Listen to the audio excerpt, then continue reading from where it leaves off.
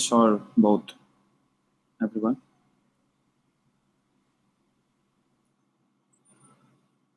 Both, okay. Many students are from South and the North region, and I think we have international participation also. So we should go with English. Super. Okay, we'll use English only.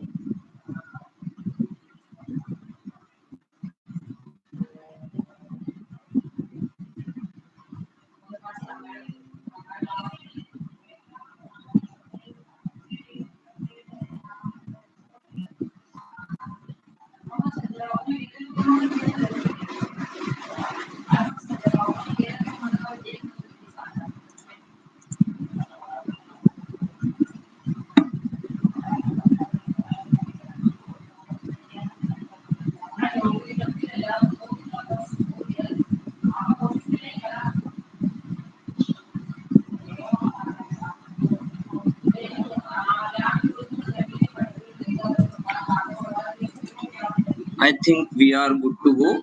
Urvi, can you start with the intro? Sure. Okay, sure. Let's start then. Hello, everyone. I am Urvi Gupta, Executive Workshop at Cognizant Society Turkey. I welcome you all to this workshop on blockchain technology hosted by CoinDCX. In this workshop, you will learn about what blockchain is, how it works, and what exactly it possesses, which is growing its impact around the world. Let me introduce you all to our speaker, Mr. Vikrant Mansera. He is a content manager, SEO expert, and researcher at CoinDCX. Alongside all the content efforts, Vikrant is also leading the development of DCX Learn, CoinDCX's premium blockchain and cryptocurrency academy, which is actively spreading the right education and awareness on these two around the world. He has been active in the crypto industry since late 2015. Post-graduated from the University of Texas in the field of finance, Vikrant also has written research papers on how blockchain technology can be utilized in the accounting, auditing, and taxation industry. Thank you.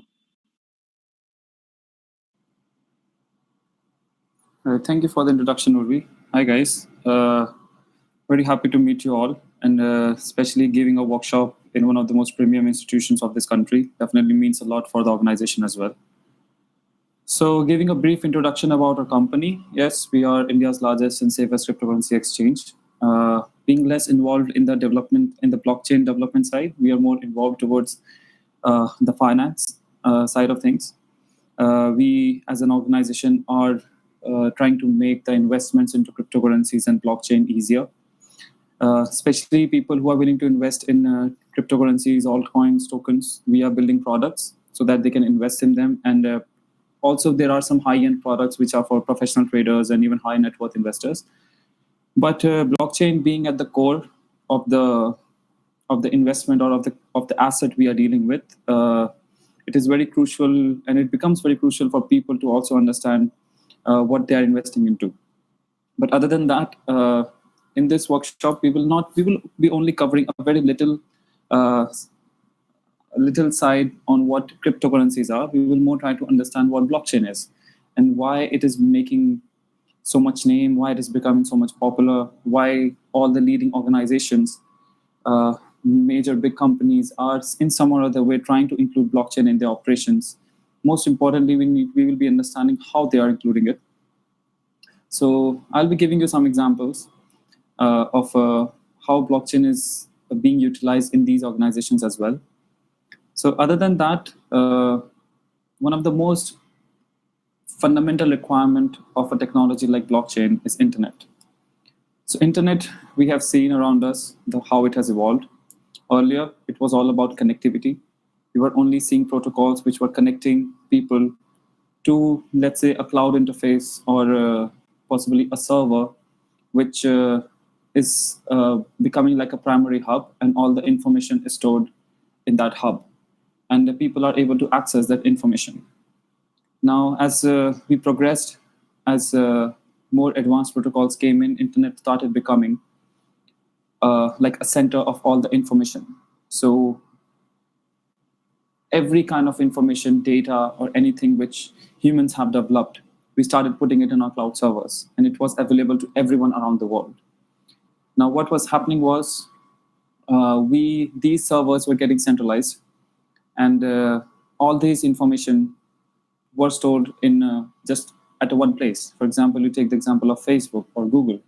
So Google has tremendous amount of data. You can already see it. They can also track where you're going, what you're eating, which restaurants you looked for, and all these information, even the tiniest bits of it, are stored in the cloud servers. And internet started becoming, especially with Google, it started becoming a hub of information. People will just go on Google or any search engines. They will search what they want, from even the most basic parts of it, like even like how to buy shoes, or for example, how to write a code on Java or anything, and to even the very complex informations. But other than this, as we progressed, this internet of information was kind of entering in different sectors, different industries. There were times when people were not believing that internet can be such a big thing, but it entered different industries like finance, tech, softwares, all these things. But as we advanced further, we came to a point where internet started building relationships. Not just with social media, it started with emails, where we were sending our messages to each other, and we were starting to build relationships between humans. So internet was actually acting as a medium or as a gateway where humans were developing relationships with other humans. And not only this, this became a very widespread, let's say, phenomena, in which not only just one humans, we started connecting with multiple humans at the same time. So broadcasting services started, right? And then social media boom happened. And now we can see how many social media platforms are already available, and what all kinds of information we can share on social media. You can see the types of attachments you can share, including even your songs. Even like you sit in a room, you pick up your guitars, you sing up a song, and you just upload it. You want the people to see or listen or recognize your talents. And what you're using internet. So in some other way, you are trying to build a relationship with internet. But this was the point where Web 2.0 happened, and the modern technology started realizing certain shortcomings with this Web 2.0, and they started originating or working on the next phase of internet, which is Web 3.0, or let's say blockchain. Blockchain started starting to be termed as internet of value. Between blockchain and between internet of relationship, internet was starting to be used in devices as well.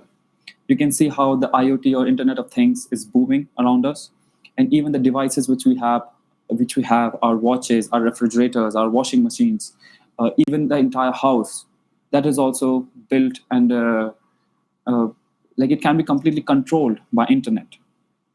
But blockchain had a certain different things in plan.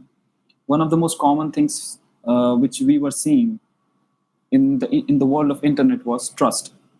Like how we are building trust, with not just people to people, but how we are keeping trust with other centralized servers or centralized institutions. So there was a very fundamental aspect of value generation coming. It is not like a very objective thing, but yes, it is a very subjective quality which we as humans, and when we are dealing with machines or when we are dealing with systems in general, we need to take care of. So we were seeing a lot of control was happening or going towards centralized organizations, and towards like how we were dealing with these centralized organizations.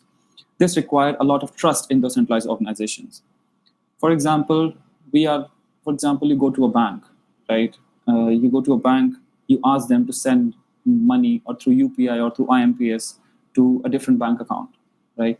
So now what we are doing is we are asking the bank to do a certain task. Now we are completely relying on the bank, that the bank will create the credit and debit ledgers. I mean, they are maintaining your ledgers, they are maintaining some other person's ledgers, and you are trusting on the bank that the amount which the bank is deducting from your account and the amount which they are adding to some other account, they will be exactly what you have asked them to do, right?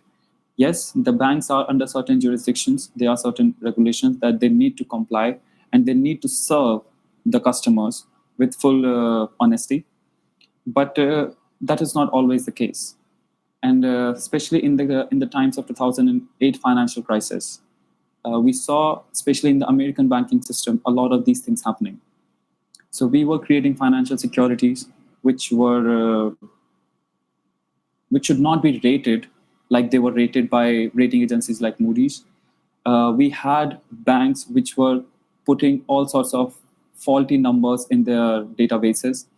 We have seen many financial scams in which when people are accounting or putting numbers on their accounting statements, they are putting the numbers which shouldn't be there. Just they want to have that shareholders trust and make people ensure that they are making money and they are not in losses. So many organizations like Enron and Toshiba, they have conducted these scams, even like Mahindra Satyam. I think at that time there was just Satyam. So yeah, there were all these things happening. So there was this unknown guy who we don't know. His name is Satoshi Nakamoto. For the very first time, he wrote the code of a blockchain. And not just a blockchain, he wrote the code of a decentralized system. Now, what he wanted to do was, he didn't want that control of just the finance. It started with finance in the financial sector. So he didn't want that control to be in the hands of just a centralized institution. He said, if the people are transacting between people, people can validate, right? So he wanted to see, or he wanted to utilize a more democratic form of system where all these powers of putting data into a database will be decentralized, so that not one person or not one institution or organization will be responsible of checking, updating, or validating that database. There will be multiple people involved. If there will be multiple people, then any sort of fraud or any sort of mishappening has to happen in that database. It will require the consent of all the people who are the part of that network of the database. So as we are now, even with the internet, we are in a very decentralized system. If you will see the web of how the information is shared or is transmitted between two people, it is happening on a very peer-to-peer basis. So even maybe the servers are centralized, like the Facebook has a certain place where all the data is stored. But when I am sharing, for example, a post or, for example, a tweet about what is happening in Kumbh Mela or what is happening in the COVID-19 situation, I'm sharing it with the mass, right? Anyone can go and anyone can see it, and anyone can share their opinions or can share their comments on any sort of tweet or opinion which I have shared. So, right, if you see the information which we are sharing or the value which we are generating with each other, it is becoming decentralized. It is happening only on a peer-to-peer level. I don't need consent from anybody else, or I don't need permission, or I don't need to go to any other person to, like have that agreement that, yeah, I want to post this. Can you please post this for me? No, I don't need a person. I have a platform where I can go, I can share my views, and other person can read it. They can share their views. Only on the information sharing part, it is all decentralized. But since all these things are automated, the information is being still shared on a centralized server. The codes are written and are indirectly communicating the user or the user interface directly with the cloud servers. So the code which it is and how the cloud servers are working, that part is centralized. So you might have seen what has happened even in the data scams of in which the Facebook was involved, the Cambridge Analytica scam, and all these things, right? How the data are being shared with the multiple organizations for the sake of money or for the sake of business. So the record keeping is happening on centralized servers, and the centralized bodies are having complete control on the data, at least before this GDPR compliance came up in the picture. At least before that, everything was open, everything was shared with these organizations, and a certain kind of businesses was built behind our knowledge, right? So we will understand like how blockchain is working, how we are decentralizing the systems, how we are decentralizing trust, and in this process of decentralization of trust, we are creating a system which is trustless. So I can be at my place. Uh, I don't need to rely upon the, let's say, the honesty or the authenticity of the other person, because the code which I have written in my decentralized system will ensure that nothing faulty or nothing like any kind of malpractice is happening in the system. So I will write a code in such a way, or I will make a system in such a way that everything which is happening is according to a law, is according to certain rules. And if anybody doesn't comply with those rules of the decentralized network, will be banished from the network. In a general phenomena, yes, this is blockchain, or this is what we call is a distributed ledger technology. We will understand how. So blockchain or any sort of whatever we are having on internet, like I said earlier, we are dealing with the databases, right? And how the databases are how okay, I'm going way too fast. Okay, I'll speak slow. How the databases are managed, that completely depends, or that completely decides like anything which is happening on the internet. So what a ledger is just a series of data which is being put inside a database, right? So we have centralized ledgers. Centralized ledgers just mean that all the data will be maintained, validated, inserted. All these activities related to a database will be happening inside a centralized ledger, or inside a centralized, or just one place. And that one place is ruled or governed or completely controlled by one organization. So this is centralized. So you can see in this picture, so like we have multiple sources from which the data is coming in, or from which the data is going out, but there is a single point of source which is completely maintaining all the data, right? But now we have distributed ledgers, right? Distributed ledger means distributed has a very peer-to-peer network. Peer-to-peer network means people directly dealing with people, or the data is completely shared between people. So I can tell you this with an example. By this way, you will get the complete idea of what these ledgers are. Take an example of a village, right? And a village has, let's say, 50 people, right? And every person in the village has some amount of land, right? And let's say there are two people in the village, Ram and Sham. So Ram now wants to sell a certain part of a land to Sham.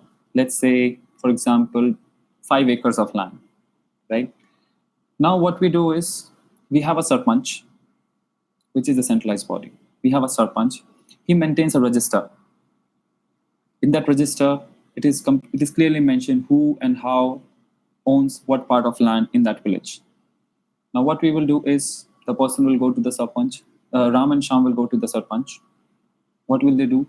They will ask the sarpanch that, yeah, we want to do a transaction.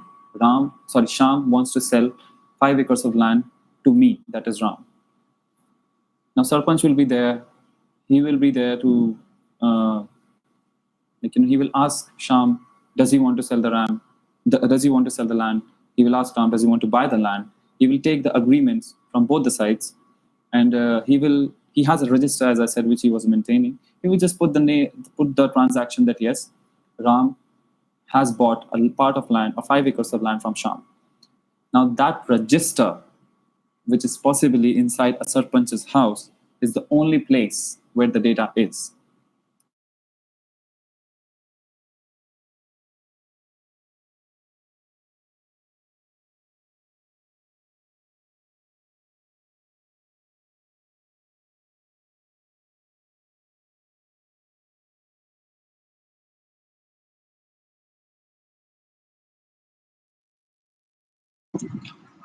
Just wait for a while. I think he lost his connection.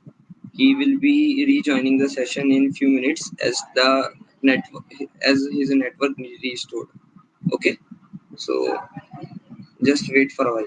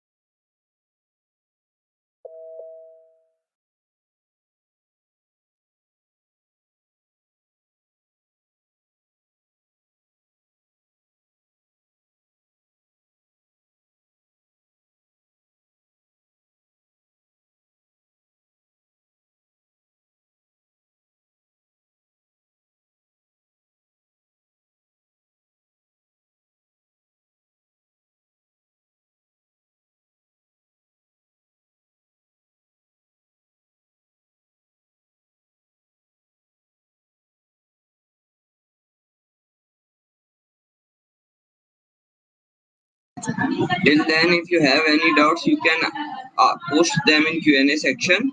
And if anyone have the same doubt, he or she can upload it so we see the common doubts at earliest and try to solve it during the session or at the end of session. So please ask your doubts in Q&A related to the work.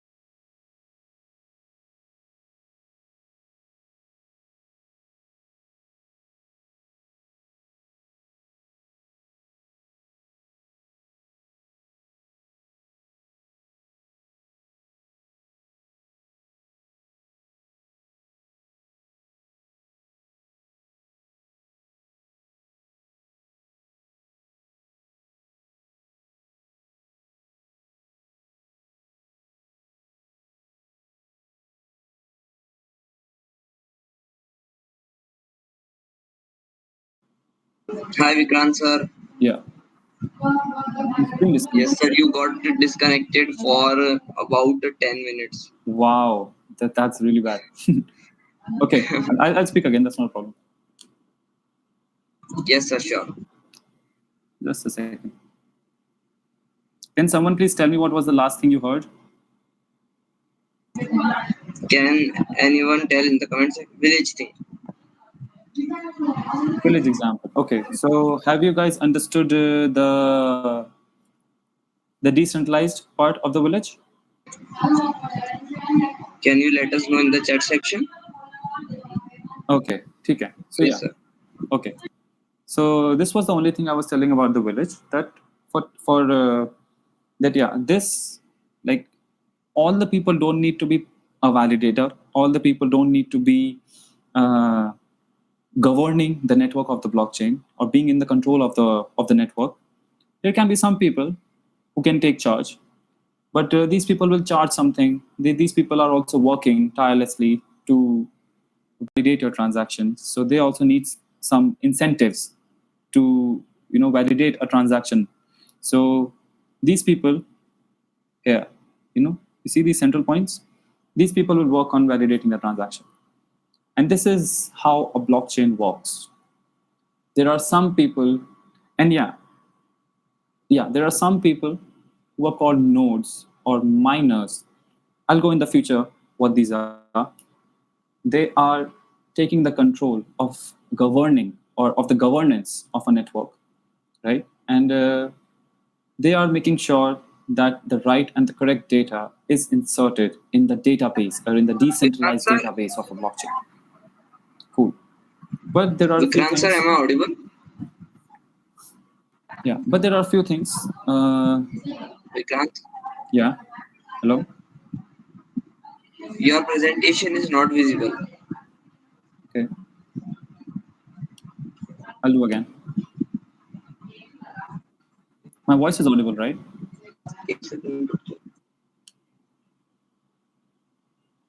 Is it visible now? Okay. Yeah.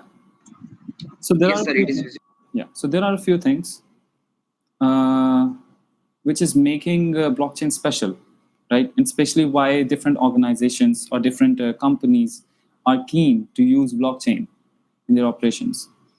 There are certain adjectives or certain qualities which are attached to blockchain, like transparency or immutability or decentralization. And we need to understand like why and how these qualities are getting attached to blockchain. So I'm assuming since most of the people here are engineers, most of you will be knowing what a cryptography is, but we will just understand the basic of what is happening in the blockchain with respect to cryptography. So yes, SHA-256. We already know there are there's a thing called as asymmetric cryptography. So before understanding asymmetric cryptography, let's understand what hashing is. Now, so what we will simply do is we will use a hash function. Now, what a hash function does is you put any kind of data into the same hash function, it will produce a hash, or what we also call is a digest, right? You can see in the inputs, I have hardly changed just a letter of the sentence. And when we go inside, when the data goes inside a hash function, the output is completely different. Now, from the output, you cannot find what the input is, right? They are so different. So this is why hash functions are called as a one-way function, because you cannot revert it. I mean, you cannot put the digest or the hash inside a reverse hash function, and they will give you the same input. There is no function like that. So this is why there is this hashing used in blockchain, and the hashes in the blockchain will be generated at multiple steps, and I'll tell you where and how. Now, what is happening in the asymmetric cryptography? You might have heard about digital signatures. Now, what happens in digital signature? So, for example, you as a user has a public key and a private key, right?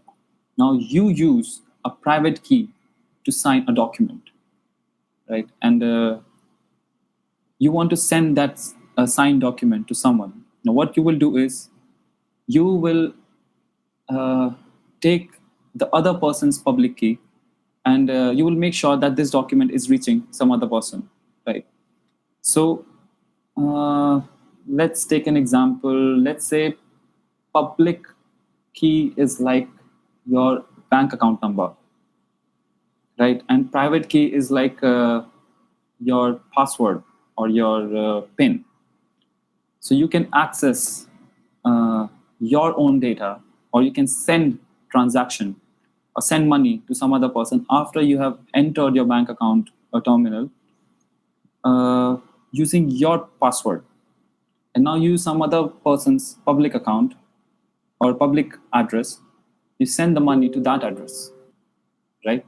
So this is a simple kind of digital of asymmetric cryptography, which is happening in the blockchain as well.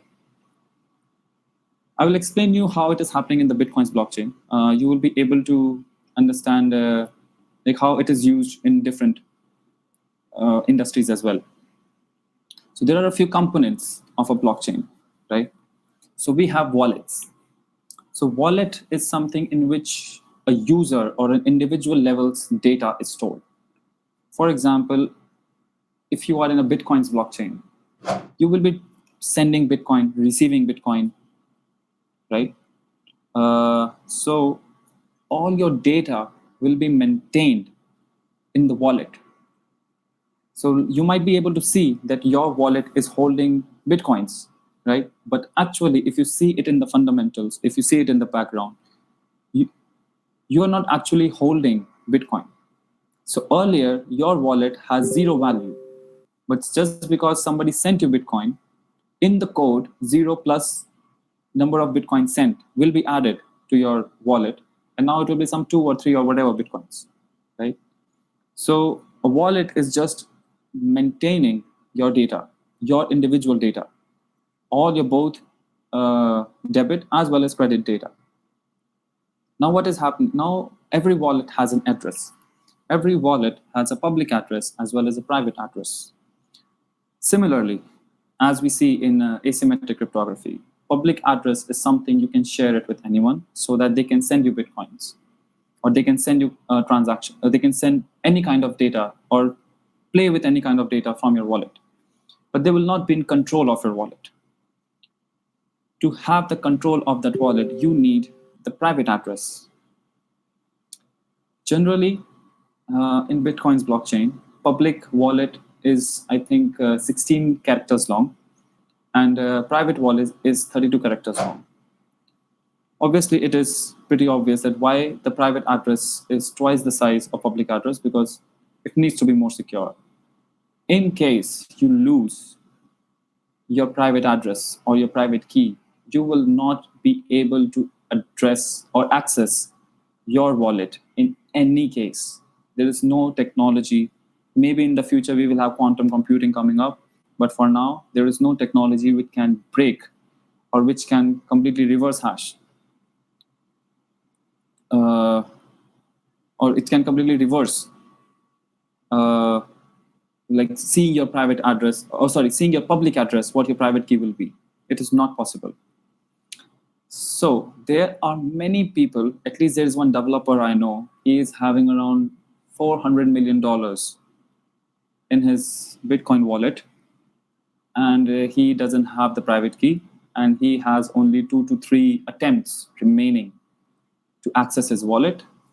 If he puts his private key wrong 3 times more, the entire network will lose access to those $400 million worth of Bitcoins. Why? Because we can't reverse it. Now, the miners. As I mentioned earlier, miners are the people who are having the control, or who are taking care of the governance of the blockchain. In Bitcoin's blockchain, anybody can become a miner. All you need to do is go to GitHub, download a code. You need some heavy hardwares to insert that code into. Those hardwares will run certain drills, certain competitions, and based on that, they are able to decide who will insert the data or who will add data into the blockchain. So these miners are a very crucial part. Miners is just in Bitcoin's blockchain, a certain kind of blockchain. Usually we call them nodes. So these nodes are responsible, who are who are taking care of the governance of the blockchain. Now now we will understand the most crucial part or most crucial element of a blockchain, which is the block. Like what actually is constituting, or what are the components of a single block. Whenever we start a blockchain, obviously there has to be one block which will be generating. It has to start from somewhere. So the first block is called the genesis block. After that, we will have more blocks forming up. So the number of block, right, will be called as block height. Okay. There will be a time when that block, there will be exact time when that block is forming. That block, at that time, is actually just called as the timestamp. Okay. Next is, there is something called as nonce. What is this nonce? I'll share it in a while. But before that, let's first understand what the Merkle tree, or the root hash of a Merkle tree is. You will be able to see a tree in my screen. So let's say I conducted a transaction, right? I sent this money to someone. Now this entire transaction, we will pass it to a hash function. This hash function will generate a hash, right? Like I showed you in the previous screen. So A sent 5 Bitcoins to B. We'll pass it to a crypto. We pass it from a crypto hash function. A hash will be generated. Similarly, there will be many transactions happening. Every transaction will be passing through a hash function, and we will be having hashes of all these transactions which have happened. The hash function which we use I'll share my screen again. Your presentation is visible. Yeah, I don't know why it is happening. Yeah, I can see. Yeah, so the hash function using which we are, the hash function which we are using in the case of blockchain, that is called as SHA, or simple hashing algorithm 256. Okay, and every hash will be generated only using passing through SHA 256. So what we will do is, once we will pass the hash function of a transaction, once we will pass a transaction through a hash function, we will be having hashes. So we will be having multiple hashes. Now what we will do, we will combine these two hashes. For example, if we have we have an output ABC, and we have a second output DEF. Now we will combine these two, ABC, DEF. Now we will pass this entire hash function, this entire hash, this new hash, combined hash, through the same hash function again, and we will have another product, right? Another output. We will keep on doing these things, the same process, until and unless we have one common hash. Now every block has a size, right? By size, I mean in gigabytes, or in usually it is in just megabytes, right? We will keep combining the transactions until and unless we get a hash, a root hash. Now you might be wondering, how am I able to verify my transaction, right? The data, every block will have the list of all the hashes it has combined and created a root hash of, right? It will be stored in the particular block. Why we need to combine hashes? We need to combine hashes because if we will create just one, if we will create a block only out of one transaction, it is going to be a very tedious process for miners. Why? Because imagine there are more than 50 million transactions happening at a time. And if you're going to, so, there will be like 50 million blocks forming in 1 second. So that's why we combine hashes to scale this transaction speed a little. And we create these hashes. We'll combine a block of all these hashes. We'll create one hash so that that hash can be stored inside the block. Okay. Now we have the Merkle hash, right? Now what we are going to do is, now we will understand how the blocks, or the two blocks, are linked. So what is happening is, whenever the transaction is happening, let's not go to transactions. Whenever a data is getting updated in a blockchain, right? We have used this hashing mechanism. We have used the Merkle root. We have put it in a block. We have put it in a block. We will combine all this data, and we will create the hash of this entire block, right? So this block will be called as the hash of that particular block. Now, in a similar fashion, the hash of the previous block was also created. Similarly, of the previous block was also created, right? So now what we will do is, in that particular block, we will also store. So if, for example, let's say it's the nth block, we will also store the hash of n-1 block. Please try to understand this, right? This is a very tricky thing to understand. So please take your time. If you have any questions, shoot it on the conversation. But please try to understand this.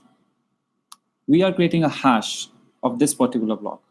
What we are doing is, we are taking the Merkle root, we are taking the timestamp, we are taking the nonce, which I will just tell you what a nonce is. We are taking the hash of the previous block. We are combining all of this, passing it through the hash function, and creating a new hash. So this hash is the hash of this particular block. But if you see, I have also passed the hash of the previous block in the hash function. Now, if I make any change in the nth block, hashes of all the blocks which are formed after that block will change. you can see there is a chain. Why? Because when I'm passing the entire component of a block through a hash function, that is also containing the hash of the previous function. You see? This is why it is called as blockchain. What is this thing doing, the small thing doing? What is this doing is, if anybody tries to change to or add or manipulate a data in a particular block, you can go and trace it where the change has happened. This is a very crucial quality of a blockchain, which we call is traceability. Right? Okay, I'll use the cursor as well. You see, every block, right, has the hash of a previous block. This Merkle root is formed by hashing. We have a Merkle root hash. We have the hash of the previous block. We will run it through a hash function. So this block to header or this block will also be having the hash of that particular block, of that current block. Right? So if you see generally, every block is having the hash. So like I wrote it here. You see, every block is having the hash of the previous block, the hash of the Merkle tree, block height, timestamp, all these things are there. So this is one tricky part to understand about blockchain. And this is where most of the people faces the biggest problem in understanding what a blockchain is. Like, because the hashing is happening such at multiple layers. Now, if you remember, I told you in the beginning, every data is hashed through a hashing function, cannot be reversed, right? This is why blockchain is called immutable. Immutable means any kind of data which has entered the blockchain, it cannot be changed. So you can just add the data, but you cannot subtract the data or change the data in a blockchain. Once a data has been added to the blockchain, it is going to stay there forever. This is why blockchain is called as irrefutable or immutable. Now, third quality which I mentioned was why it is decentralized. I showed you the example of decentralized villagers, right? I told you what miners are. Now we will try to understand this entire thing. Okay, listen from the beginning. We are going to understand this entire thing in the blockchain. Let's say somebody does a transaction. A does a transaction to B, right? Now what we will do is we will announce this transaction in the entire network that A wants to send 2 Bitcoins to B. Now what we will do is the entire network, okay, since it is a P2P network, we don't need certain centralized organizations to conduct a transaction. No. What we will do is the entire network or the nodes or miners, which we were calling, they know that that somebody has requested this transaction. Now, these nodes or these miners will be in a competition. Okay, this competition will decide who will validate or put the transaction into the blockchain. In simple words, who will add the block in the blockchain. Okay.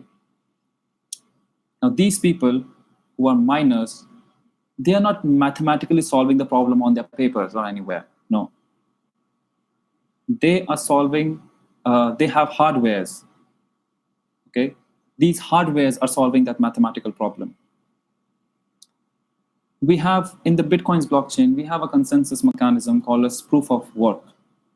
I'll tell you why it is called proof of work. We will take a data set. Okay. I will not go into very much of details, but we will take a data set and we will use a random number with that data set. And we will pass this data set plus this random number to the hash function again. And we will keep on doing it till the time let's say we can keep the condition that the first four characters of that hash function is 0. We will keep on changing, so the hardware will keep on running iterations. It will keep on doing the iterations till the time the first four characters of the hash is 0. It will just keep on changing that random number. Okay, as soon as we have a number using which the first 4 digits are 0, this miner or this validator will announce to the network that yes, I have found that random number. Okay, this random number is called as nonce. I hope you're getting it. So what this miner will do is he will announce to the entire network that I have found the nonce. Now what people will do is, just to check that whether this miner has found the right nonce, they will take the entire data set again. They will use the same nonce which the miner used. They will pass it and they will check whether the first 4 characters are 0. Makes sense, right? So this way, the next person who is checking the transaction or who is checking the validation will also confirm the authenticity of the miner. Yes, it is like a hit and trial, but it's not we who are doing the hit and trials. It is the hardware which is doing the hit and trials. And the speed at which the hardwares are doing the hit and trials, it completely depends upon how much power you are inserting into that hardware. So this is why you will see, just go to YouTube, see the documentaries on these miners, what they have done. I mean, they have set up entire buildings, 3 to 4 stories, especially in many parts of China and very cool places. Cool by I mean the temperature cool places, because these hardwares consume a lot of energy, lots and lots of energy. And what people have done is they have formed mining pools. So just because they know that they cannot, so they know that the competition is so stiff. So what they do is they have formed pools. They will supply their part of energy to a particular, let's say, a particular group. Thousands of people supplying their energy to a particular group who have installed mining rigs. Now, once these people get rewards, or these people validate the transaction, right? They get a reward. Every miner, the first person who has validated or who found that nonce, will be rewarded with certain bitcoins for validating the transaction. Now, this new bitcoin which is generating out of nowhere, right? It will be added to the wallet of the miner. Now, in Bitcoin's case, it is assumed that only 21 million bitcoins can be mined, and around that, and about 18.5 some million have already been mined. And it is said that by 2140, all the bitcoins will be mined. The inventor of Bitcoin's blockchain has kept the rewarding mechanism in such a way that around after every 4 years, the amount of bitcoins which are rewarded to the miners is halved. This is called as Bitcoin halving. So there was a time when 50 bitcoins were rewarded every time a miner was validating the transaction. After 4 years, it was reduced to 25. Then 4 years, it was reduced to 12.5, 6.25, 3.125. It will keep on going it this way. Okay. This is not the case. No, okay, let me finish this first. So once the miner validates the transaction, the first person who has validated will be rewarded with a Bitcoin. He will get the power to add the block in the blockchain. And once the block will be added to the blockchain, every miner around the world, since they're connected to internet, they will have an updated state of blockchain. I think this makes things pretty much clear. This is the case with public blockchains. Everyone is free to become a miner, but there are certain costs involved. There are certain energies involved. I don't think anybody is running a mining rig in India because it is required to be online 24 hours, and there are very rare cities in which we have 24 hours electricity. Adding to this, the energy requirement is a lot, especially in India, in the hot places like Delhi. I don't think anybody will run it because that place heats up tremendously. And that's why you might be seeing in the news and places as well that Bitcoin is not an energy-friendly technology, but not blockchain. Blockchain can be an energy-friendly technology. How?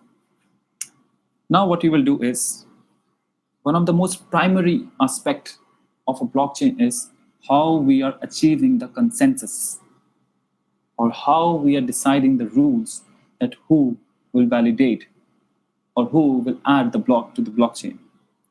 In the case of Bitcoin's blockchain, what we did a competition. Okay, just because it is a competition, people are so, like people are spreading millions of dollars just to enter inside that business and then possibly making more millions of dollars as profits. So we decided and just because it is a competition, the speed at which the transactions are added into Bitcoin's blockchain is also very slow. In the case of Bitcoin's blockchain, you need 12 confirmations. By 12 confirmations, I mean after first person has decided or has found out the nonce, 11 more people need to make sure that the nonce is correct. And each and every transaction sometimes even takes 7 to 8 minutes to validate, which is very slow compared to all the centralized systems we are having, for example, with Visa and MasterCard. So what we will do in the case of blockchains, we will change this consensus mechanism. How?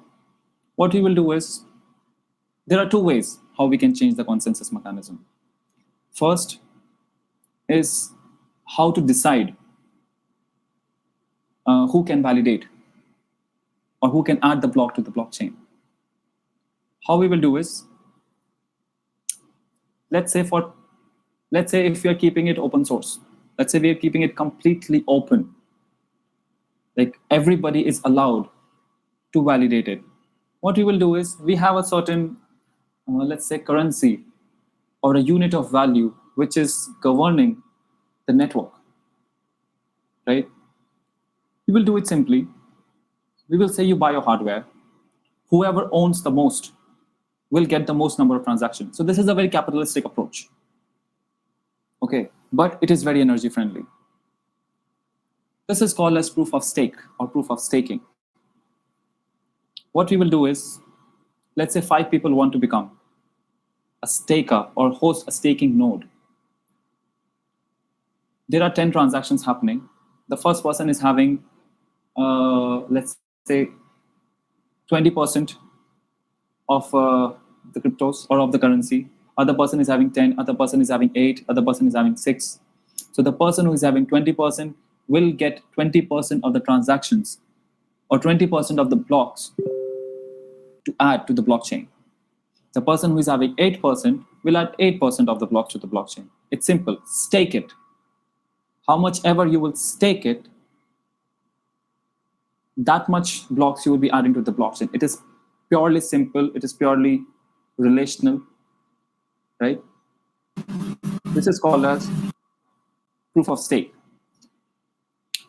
Other way, so yeah, consensus mechanism I was saying. So there are many types of consensus mechanisms people have generated. Proof of work, proof of stake, delegated proof of stake. We have created different kind of technologies which are similar to blockchain, but they are named different, like DAG or directed acrylic graphs, etc., etc.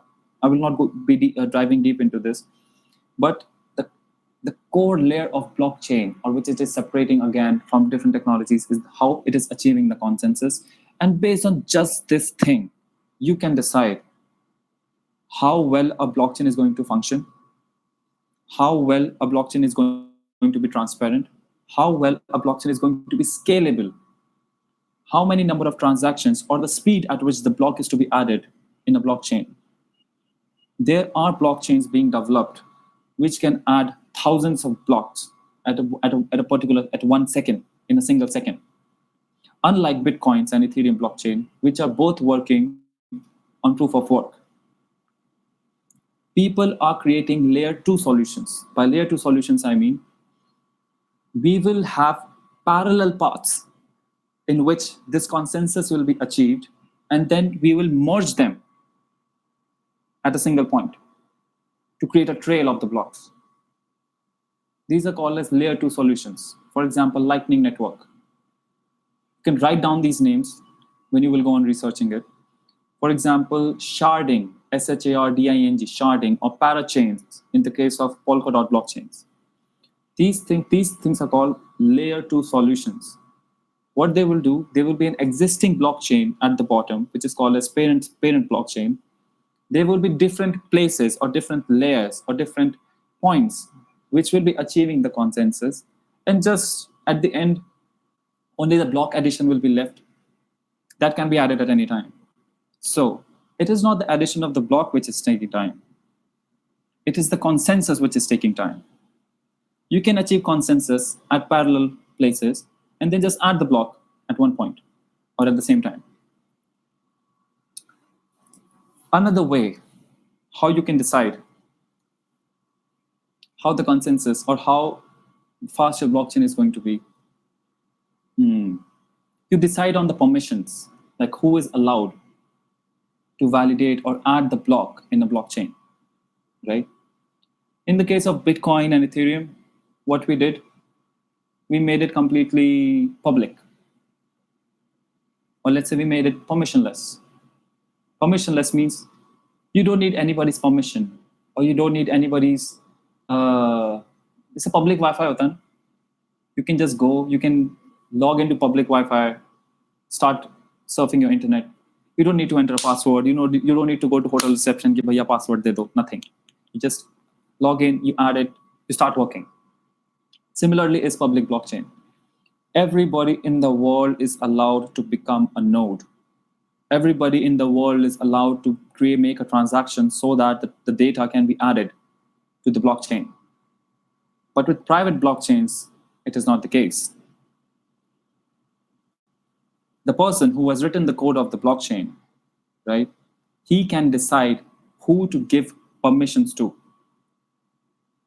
Many of the private organizations around the world are planning these kind of operations. For example, if I have a big bank like HDFC or JP Morgan, they want to create a blockchain in which they want to conduct their transactions, right? They will not want their data to be leaked or anyone around the world to be the validator of the transaction, right? So by this way, we are creating restrictions. We are making it permissible. You need permission of the organization, or if not the organization, you need the permission of the person who has written the code to become a node of that blockchain. Get it? So these are called as private blockchains. Obviously, private blockchains are faster. Private blockchains are more scalable. Why? Because the number of people who are validating will be hardly at max 200 compared to Bitcoin, which has millions of nodes around the world now. But yes, there is a kind of a sentiment in the market that it is actually fundamentally breaking the value on which blockchain was developed, which was trust. So in this case, you again need to trust the number of nodes which the private blockchain is having, right? So this is the expense of decentralization. So if you will partially centralize and decentralize it, in the case of private blockchains, people will still need to trust your network. But one thing which cannot be avoided and it will still stay with the blockchain is the immutability. Immutability means, again, whatever data JP Morgan's blockchain is putting in its blockchain, or what JP Morgan's customers are putting in the blockchain, it cannot be changed. So it is still bringing a certain kind of honesty into the operations. JP Morgan cannot just go manipulating their accounting systems or their accounting ledgers based on this data. No organization can do that. So private blockchains is still somewhere helping the system. Yes, private blockchains are also low on security. Why?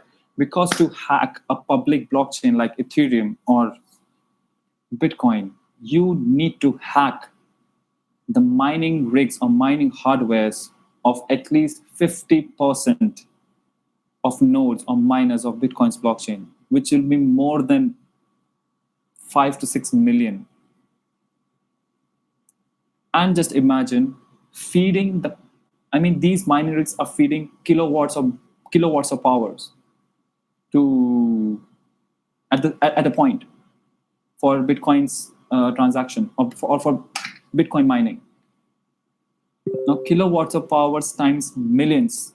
So it is almost next to impossible to hack a blockchain like Bitcoin, because with decentralization, that kind of blessing which a Bitcoin's network or Bitcoin system is bringing.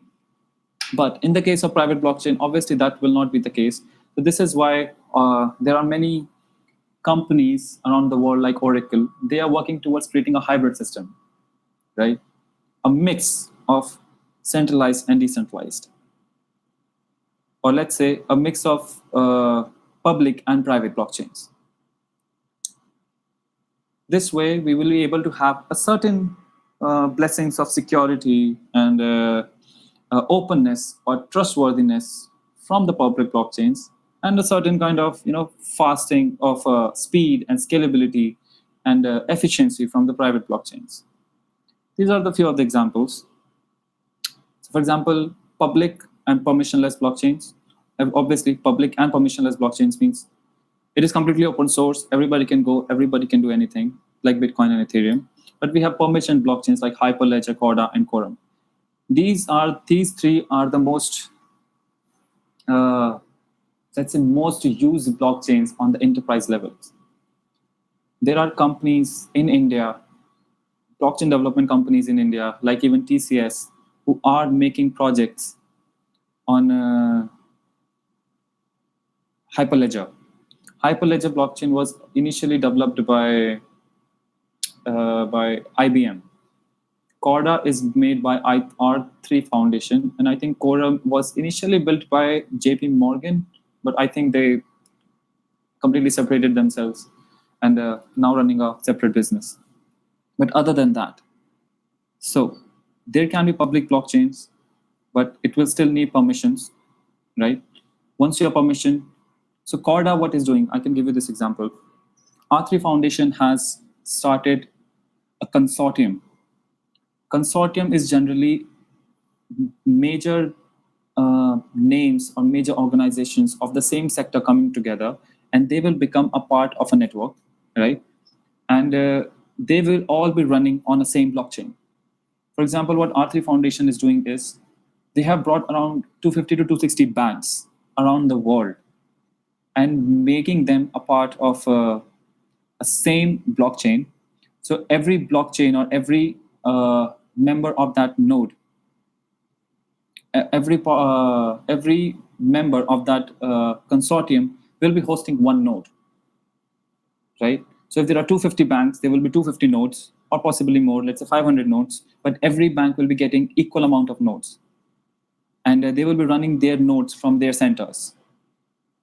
So this way, if any kind of hack, malpractice, or manipulation has to happen in that network, at least 125 banks will be responsible for that. So this is again a good and a very sound approach towards making the system or making the network more honest. and more authentic. Similar are the blockchains with Sovereign and Elastia. So you can please go search about them. Search about especially Hyperledger and Corda, because these are two blockchains which are used mostly by enterprise levels. To give you an example, Hyperledger is used by Walmart and Musk. Supply chain industry is seeing a very huge influx of companies who are starting to use blockchain in their operations. Walmart has constructed a system. What they're doing is they are taking mangoes, meat, and many kinds of fruit, which they are transporting from one point, a very poor, let's say, village or not so rich countries, and they're taking it to US markets. What the customer in US is doing is they are just going, they have an app, they are scanning the code which is pasted in that mango or in the box of that mango. The moment they scan it, they can see all the places where that mango was taken, at what temperature it was stored, and at what pH value or at what chemical compositions it was stored throughout its journey from the point it was taken or from the trees and transported to the markets. So this kind of transparency is what blockchain is able to bring. Why? Because the entire data of this entire journey is recorded in the blockchain. And it is not that humans are doing it. No, that would be a very tedious way of conducting a thing like this. This is how Internet of Things and blockchain and AI, these three technologies are coming together. It's the Internet of Things. It's the sensors which is recording the data. It is a sensor which is feeding the data into the blockchain. It is a node which is validating that data and putting it as a block in the blockchain. And in the end, at the UX level, the person is directly able to see. Like, can you understand such a huge supply chain cycle completely automated on its data level? People are exploring more, like how these blockchains cannot just be contained on the data level and can also be brought to the network level. For example, there are 5 to 6 vendors to which trucks and lots of who are maintaining registers or databases in their own places for a particular kind of let's say agricultural product. And what they're doing is we will create an app for all these vendors, possibly an ERP, right? What we will do is the moment they confirm it from their side, they just need to enter the data. Not even enter the data. They just need to digitally sign that whatever the data is showed to them is right. So you might have seen in the first 2 slides, I showed the digital signatures. So these people can just access that app using their private keys, digitally sign the document and pass it. So this is the level of automation we are trying to build with blockchain. One of the most crucial aspect of blockchain, which was, I think, invented around 1995, but it got famous with Ethereum's blockchain, is called as smart contracts. Unfortunately, I don't have a slide for it, but I'll explain you what it is. Smart contract is, in simple words, it is just a code. You might have seen in your code there are if and and functions, right? So what is an if function? You put a criteria or you put a logic. Like, yeah, if this kind of a thing happens, or if this condition is met, this should happen, right? So we have an inputting criteria or an inputting condition, and based on if that condition is met, we want a certain kind of output to happen. This, in simple words, is smart contract. You write a contract. So just to see, smart contract is neither smart nor it is a contract. Don't go by the words, just try to understand the logic behind it. We will be using blockchains this way. We'll be using smart contracts in the blockchain in such a way that if a condition is met, conduct a transaction, or if a condition is met, do a certain kind of output. For example, record a data. Or if you want to take it to another level, if a condition is met, trigger another condition, then trigger another condition, then trigger another condition. You can create the series of conditions towards a final output. And if any kind of condition is not met in any of these processes, it will completely reverse to the very initial point. All these logics, all these conditions, what will happen based on that condition, you can all write it in your code. This is where Solidity language is used. Like you have Java, you have JavaScript. In Ethereum's blockchain, we have Solidity. You can write smart. In Hyperledger, we have different languages.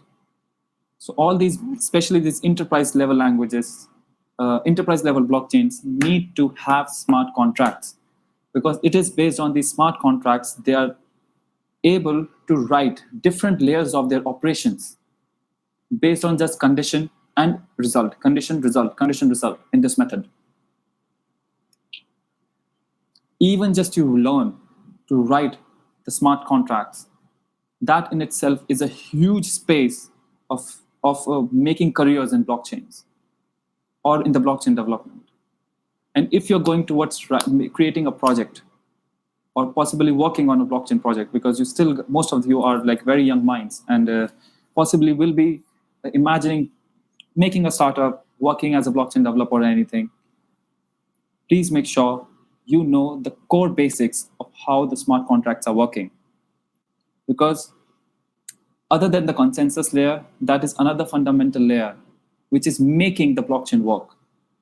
So consensus layer is about the governance of a blockchain.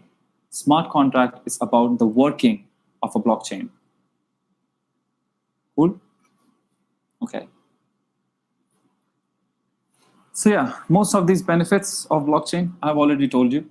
Transparency, yes. If it's a public blockchain, it is completely open source. Anybody can go, anybody can, I can show you one thing actually. Just a second.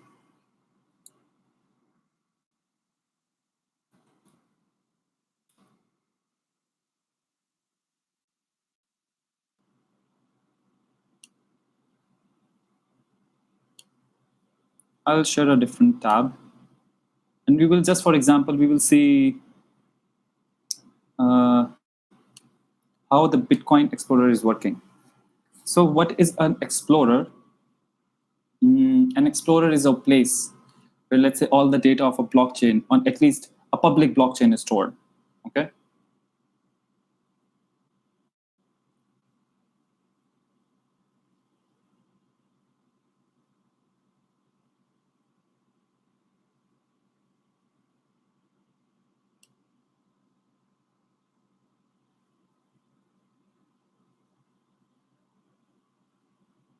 Yeah. You can see my screen, right? Cool. This is a block explorer where the data about a blockchain is stored. You can see the number of transactions, happening every day. You can see the prices of Bitcoin, etc., etc.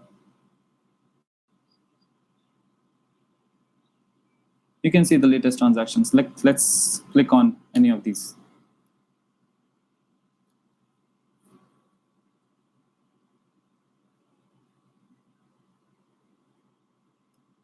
No, it's not showing how we want it to.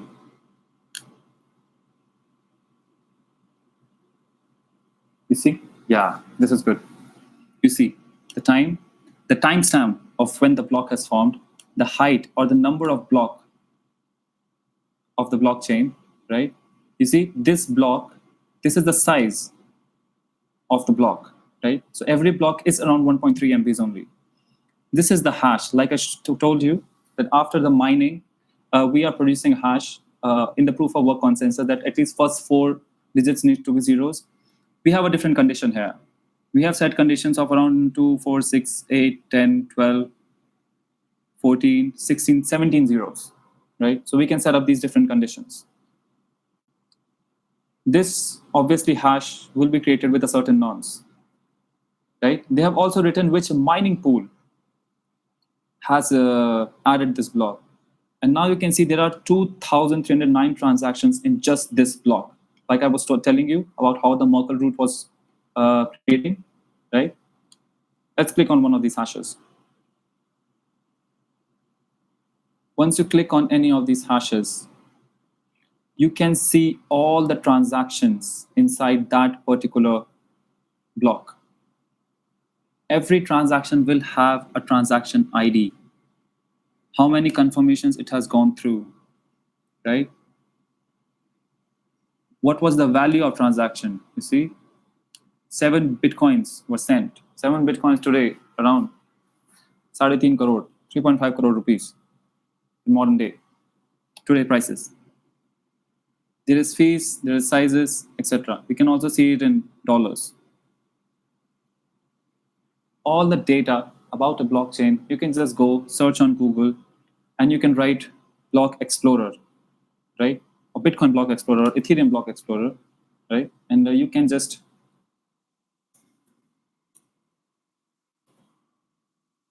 see the data. Ethereum Block Explorer is called Ethereum's Etherscan.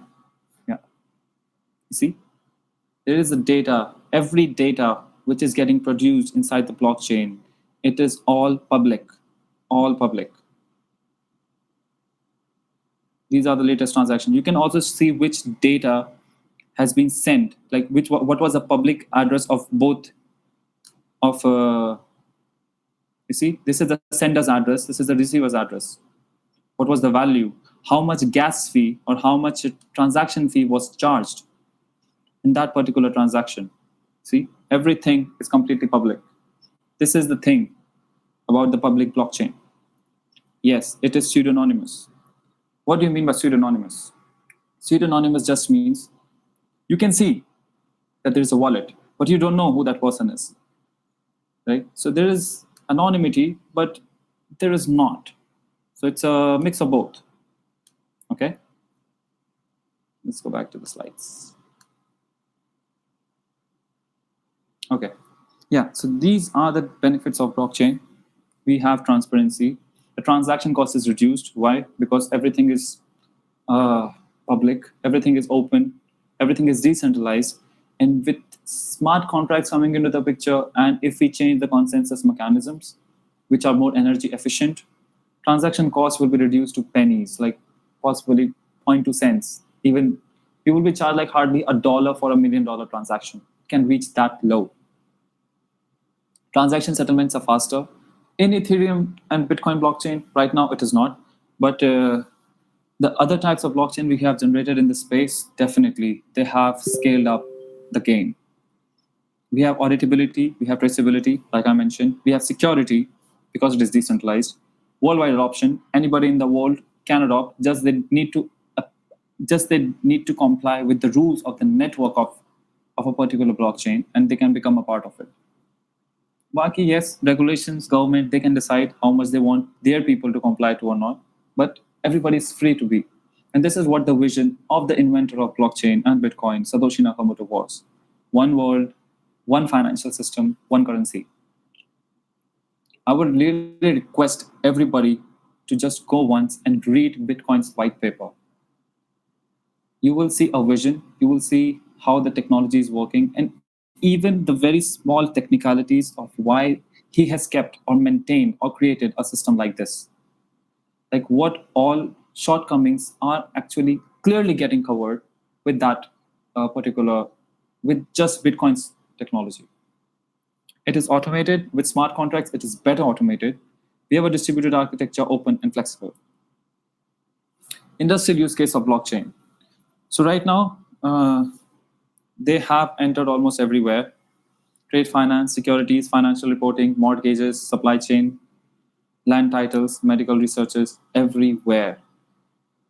Yes, definitely we can go and understand some of these industries, how it is working there, right? And we definitely do have time. We can cover this part in the end to understand like how people are using blockchain in different industries, especially in marketing or even gambling or gaming or let's say, even social media, messengers, right? So everywhere blockchain has entered in some or other way, for sure. So we will keep this part in the end. And if you guys have any interest or any place about a particular industry, I can definitely cover them. Yes, let's talk a little bit about cryptocurrencies now. The phenomenon around the world, some people are considering it, finding reasons to make it illegal. I don't find any why it should be legal. The major reason why it should be legal. People say it is volatile. Why it is volatile? What is defining its price so that it is volatile? How and why is it different from other investments like stocks or gold or let's say real estate, right? Different kind of sentiments, different kind of perceptions. And we as an organization in CoinD6, we are trying to clear these perceptions as much as it can be, trying to talk to governments. But other than that, we are seeing a future in which how cryptocurrencies are working for the one sole reason, and which is very much aligned with the Satoshi Nakamoto's vision as well. Simplest thing, we want to bring transparency in the financial system. That's why majority of the people who you are seeing are enthusiasts of cryptocurrencies. They just want to stick with this thing that make the financial ecosystems transparent. If you will make it transparent, if you will make it traceable, if you will make it decentralized, the possibility of accounting of financial frauds reduces to very minimal, like even less than 1%. There are certain challenges to it. We are working towards addressing it. But before that, let's first understand how is Bitcoin different from fiat currency. I think I've already told enough about Bitcoin and how it is working, but there are certain differences. Like you don't need a government, you don't need a central bank, because who is the central bank in the case of Bitcoin? Who is the controller of the Bitcoin? People. Who is creating the laws of the Bitcoin? There can't be no new law. There can be, actually. If you want to bring a new law into Bitcoin's network, we have things called as BIPs, or Bitcoin Improvement Proposals. So what you will do is, anybody in the market, anybody among the nodes will go into the market on the internet, will announce that I want to make this improvement in the Bitcoin's blockchain from now. He will submit a proposal to the network. All the miners, 5 million, 10 millions, how much ever they are around the world, if they agree, more than 50% of them, if they agree for the proposal will be implemented as a code in the Bitcoin's network. So now if we see the parliament, central bank, the high court, all these things in a Bitcoin's network or in a cryptocurrency's network is the code itself. So we have created a world which is completely governed by code and not by people.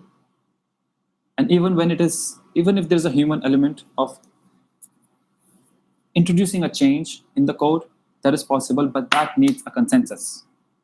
Simple. So we have created a democratic system where once you achieve the consensus, definitely you can move ahead with this. You can move ahead with any of the changes, but you need to have the consensus of the network. How else is it different from fiat currencies? Yes, you need banks in the middle to take care of your business. Here, you don't need any. It's completely peer-to-peer, people between people. Single point of failure? No. No single point of failure in a Bitcoin blockchain. Different kind of charges, different kind of rates can be introduced by bank. No, not in the case of cryptocurrencies. The price of cryptocurrency is only and only decided by people who are transacting cryptocurrency. Let's first try to understand the price. What is a price? How a currency is priced? What is the value of Indian rupee? Can you just say, because Indian rupee in itself is a unit, right? And by unit, it means a unit cannot have a value. A unit can have a value with respect to another unit, right? For example, kilometers. You can tell how much kilometers are there in a mile. 1 kilometer, 2 kilometer. Like what is the, like you might know what is 2 kilometers. But to set up a relative price, you need to set it with respect to another unit. Similarly, as a quantity, Bitcoin can be 1, 2, 3, 4, any, or even 1.3427 up to 10 to the power 8, 10 to the power minus 8 decimals, whatever. But since we are dealing with the financial system, since we are seeing Bitcoin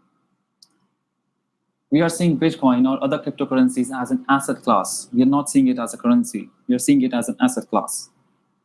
So what we need to do in the system, we need the Bitcoin's value in terms of fiat currencies like dollars or INR. Daily, what we are talking is how much Bitcoin is an INR. Yesterday, Bitcoin touched 50 lakh rupees. 50 lakh rupees. And this is a very fundamental point where people will be unwilling to invest in Bitcoin. Why? Because 50 lakh ka hai. 50 lakhs. I can't buy it. No, you can still buy it. You can buy it for as low as 100 rupees. That's not a problem. If you are willing to invest in any kind of asset, what you need to check is the percentage returns. How much that asset is going to generate for you. You don't decide your investment based on the price.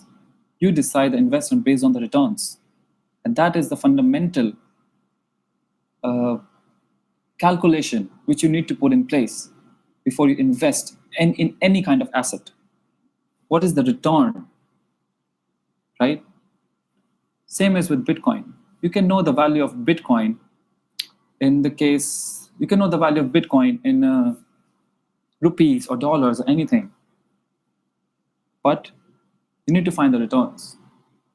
You need to calculate the returns. Now what is happening is millions of traders are trading or transacting Bitcoin in some or other way.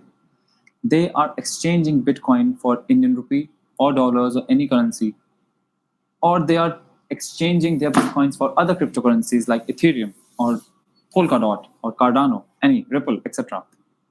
Now, what is happening is when you are exchanging it for a currency, you are giving your Bitcoin and taking INR in return, right? That's what a transaction, or that's what an exchange is. You are giving 5,000 rupees worth of Bitcoin.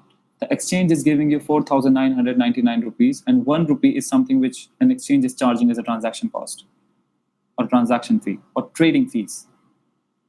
This is the basic of how any cryptocurrency exchange is working, including my one, CoinDCX. The basic. There are order books, like in this case of share markets. There is a bidding price, there is an asking price. There are people who are placing buy orders on a trading platform, and there are people who are placing sell orders on a trading platform. When the buy and the sell orders meet, CoinDCX or any exchange is charging some fee. We as an exchange, yes, we're having the lowest fees, which is hardly around 0.1%. So even when you do a transaction of, let's say, 1,000 rupees, you will be charged hardly a rupee, or maybe sometimes even lesser, if you are an experienced trader. But the point being, we will have an order book in which the buy orders will be placed. We will have the order book in which the sell orders will be placed. And based on this, when the buy and sell meet, the price of the Bitcoin, the market price of any cryptocurrency or Bitcoin is decided. So, who is deciding the price of the Bitcoin? The people themselves. And these two things we need to take in consideration. When Bitcoin is acting like a currency, it will be acting as a unit. But when Bitcoin is acting as an asset, we'll be seeing it as an exchange. What is its value? Value with respect to another unit, like fiats, like INR, like US dollars, or like in Ethereum, right? So whenever, right now, we are seeing cryptocurrencies and we are seeing Bitcoin or any other cryptocurrencies only as an asset class, right?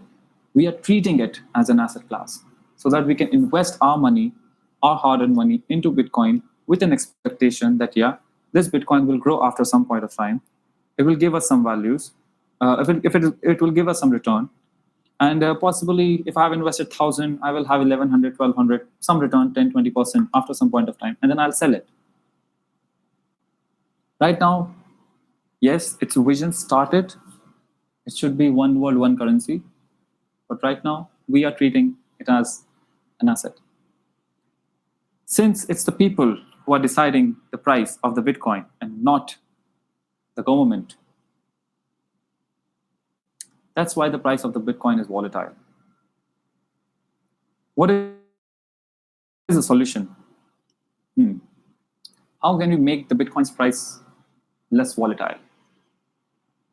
Because around the world, there are billions of people now who are trading on Bitcoin, and they are all collectively deciding the price of the Bitcoin. So it is, yes, it is just the supply and demand of Bitcoin which is deciding the price of not just Bitcoin, of any cryptocurrency. No other principle. It is built on a very basic principle, and that's why you will find many of the trained economists or traditional old school economists not being in favor of a cryptocurrency like Bitcoin. Why? Because this is the place where a conflict happens, that how can something on a code level being so complex, but on an economics level can be so simple? So this is a conflict which happens, which develops inside people's minds. Because when we're coming to economic concepts, we're talking about inflation, we're talking about money supply, we are talking about money velocity, we're talking about GDPs and macro numbers like imports, exports, all sorts of things. But with Bitcoin, since it is a currency, we are only talking about the demand and the supply. Simple. So yes, getting back to the point. Currently, yeah, how to solve the price volatility problem of Bitcoin? Two ways. First, the easy way.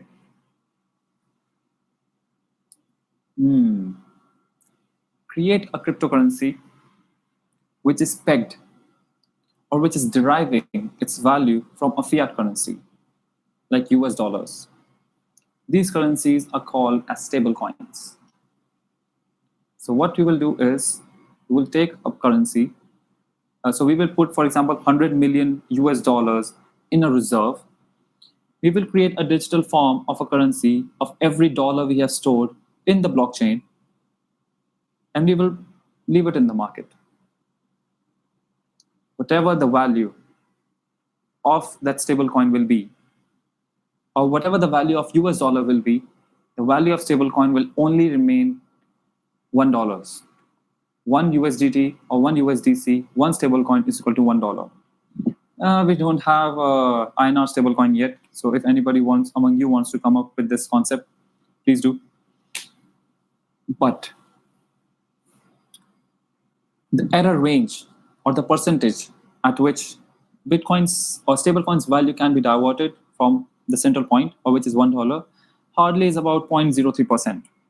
So at max, Bitcoin, 1 USDT can be equal to 1.003 US dollars, or it can be 0.997 US dollars. That's it, not more than this. That is the maximum deviation we have kept in the case of stablecoins. Second way, which is the hardest way, is adoption. Mass adoption of Bitcoin. As more and more people will enter the market, is it possible to become billionaire from rupees 1,000? Well, yeah, I sure all the best for that. But definitely, yes, you need to be investing in a very risky assets. And there are assets which are producing returns like even 100 times. But yeah, nobody has that luck. Anyways, other than this, as more and more people will be becoming the part of demand and supply of Bitcoin, so the competition or the volume at which people are ready to pay a certain amount will increase. So due to this volume, the negotiation which is happening between the buy and the sell, or the bid and the ask, that deviation will keep on reducing. So more the volume of Bitcoin, or more the volume of traders or people in the network of Bitcoin, lesser will be the volatility of the Bitcoin's price. So we see, yes, there are more and more people coming. Possibly now institutions are also coming into the space. Big banks, huge institutions who are buying. Look at this guy, Elon Musk. He's gone crazy, like nuts, about how he's treating Bitcoin. People are seeing that, yes, he is selling, like Tesla is ready to buy, like sell their cars for Bitcoin, but that's not the case. That guy is willing to accumulate more and more Bitcoin, and he's willing to sell his own cars just to have more and more Bitcoins in his treasury. And this is absolute nuts, because people are seeing the value of investment and seeing Bitcoin as a very fastly growing asset class. Last year, there was around, the returns which Bitcoin showed was around 300%. 300% for an asset class. No, your real estate is not even giving that. Forget the gold or paintings or alternate assets or stocks. I've seen people around me, they are going crazy when their stock prices rises 5%, 10%. 10% is like my portfolio goes up and down daily, like daily. 10 to 15%. I have seen my portfolio dropping to 50% down and then seeing back at double its value. And I'm not kidding. This is what cryptocurrency market is. So yes, if you need to start the journey and see a more exciting form of cryptocurrency asset, definitely you can enter the space. You can start with the top cryptocurrencies like Binance, like BNB, Binance Coin, Ethereum, Bitcoin, Cardano, Polkadot. Polkadot is my favorite cryptocurrency personally, for the reason being I love its project. They have created an advanced version of blockchain of Ethereum. There are other cryptocurrencies as well. So I will really advise you, if you are entering any kind of looking to invest in any kind of cryptocurrency, first thoroughly research about it. We have an okay, before going into this thing, I will just cover the cryptocurrency wallets first. So just to cover this thing, why? Because I've already told you everything about this. Cryptocurrency wallet is where you store your cryptocurrencies, right? And it has public and private keys. There are two types of wallets, which are light and hard wallets. Hard wallets means those wallets will be offline, and they will be then, or they're also called cold wallets. So these will be offline wallets. They will be only online when you connect them deliberately to the internet. So just because they're offline, they are slightly away from all the cyber attacks and cyber these hacks and scams. But light wallets or online wallets, they're always online. So there are desktop wallets, there are browser extension wallets, there are paper wallets, app wallets, all sorts of wallets. You can find them in like different forms, right? Similarly, we have Coin D6 wallets as well. once you will register on CoinDCX, you will have wallet for every currency or every cryptocurrency we have on our platform, right? And you can store your cryptocurrencies for there as much as you want. 98% of our funds which we store on, as I mentioned, in the cold wallets, in the offline wallets. You will still have access to them anytime. They will be completely your wallets, but you will be able to access once you register or come in. Okay. So yeah, there are a few things which I was willing to cover. Like many of you were also questioning this thing, like how to start your journey and how to start your cryptocurrency investment journey, how to start trading, etc. So, okay, there are certain things you need to cover while you are starting to invest in cryptos, as I mentioned. Go to Reddit, read the sentiments about a particular project, read as much as you can. Go to their project's websites, see who the co-founders are, see who the team is, see what they are building, see they have white papers, right? To understand and read the white papers, you will need first a solid and sound understanding about blockchain and smart contracts so that you can understand the type of business model they are willing to build with their organization. Third thing, go to CoinMarketCap or CoinGecko. There you will be able to track the prices.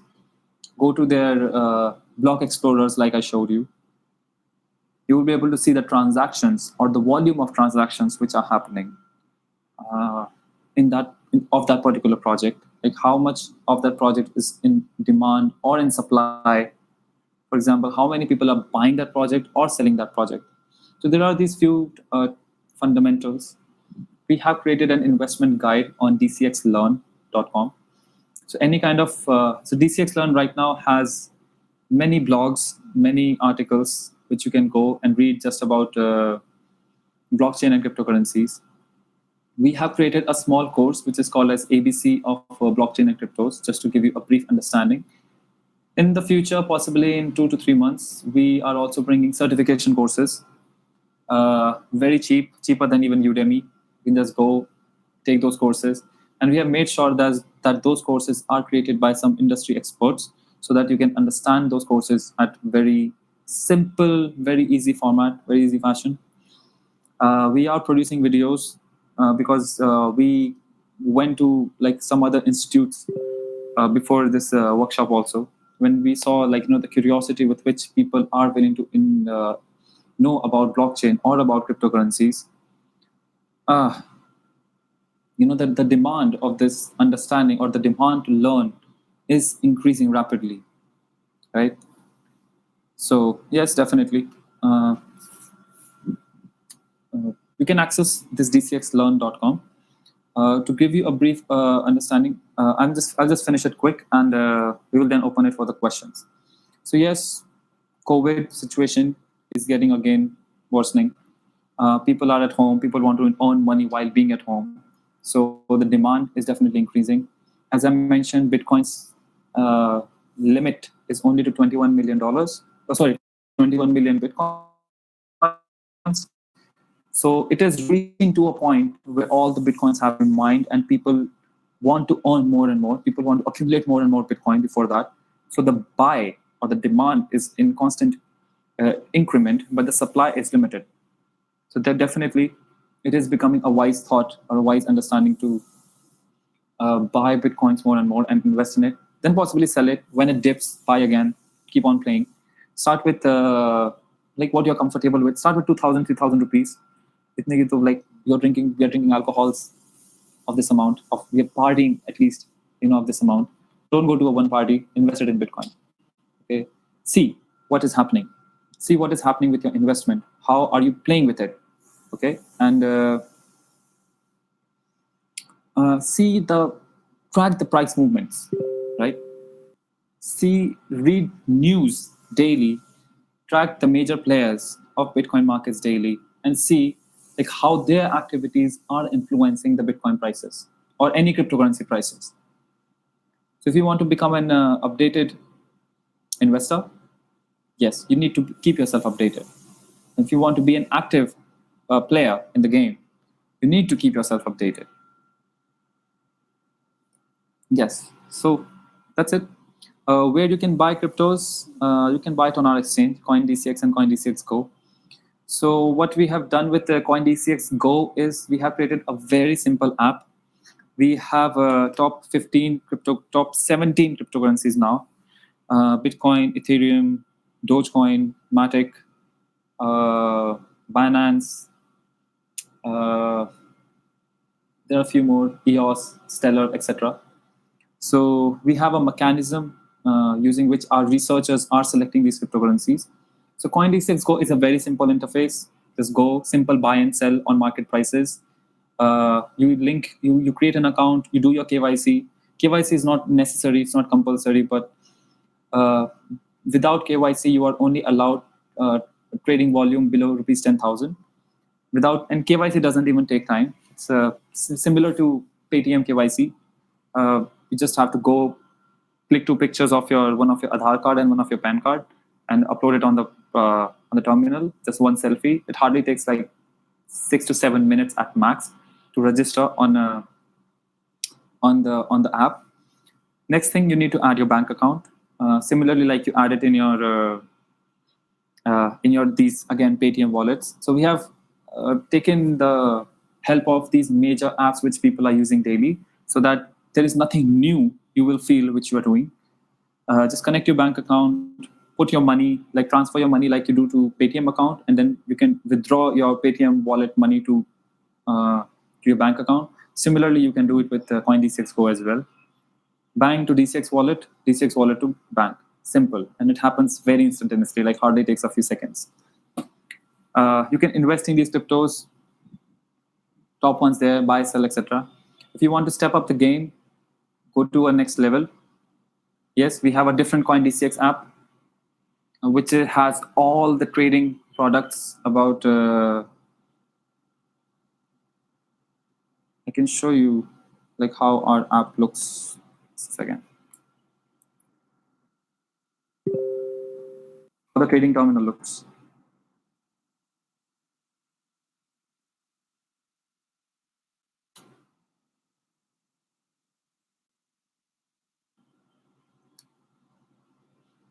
What about taxes? What about taxes? Good question. Taxes are simple.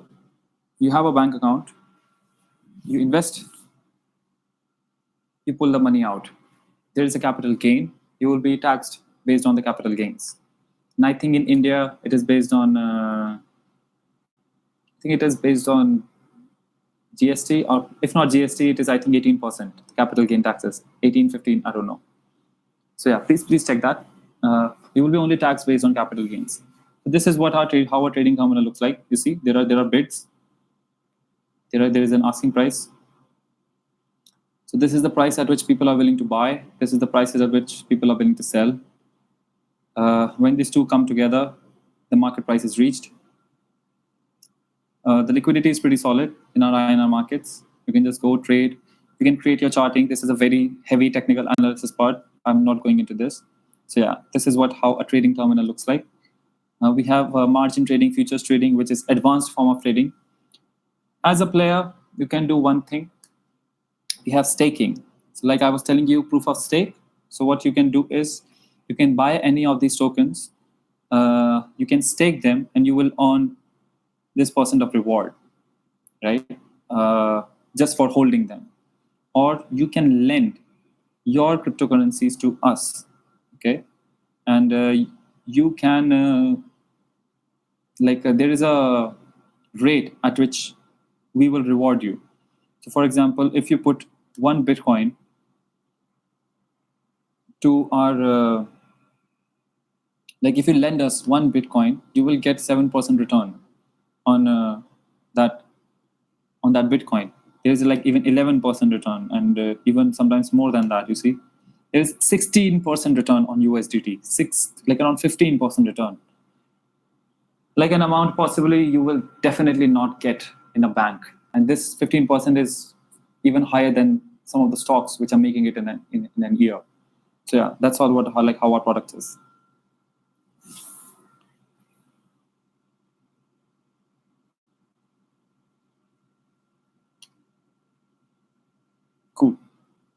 I think that's all for now. We can open up for questions. We still have 52 minutes.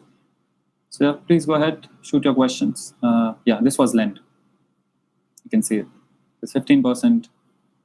This is the maximum amount you can lend us. Yeah, that's it. Okay, thank you guys. Please shoot your questions. One by one. Yeah.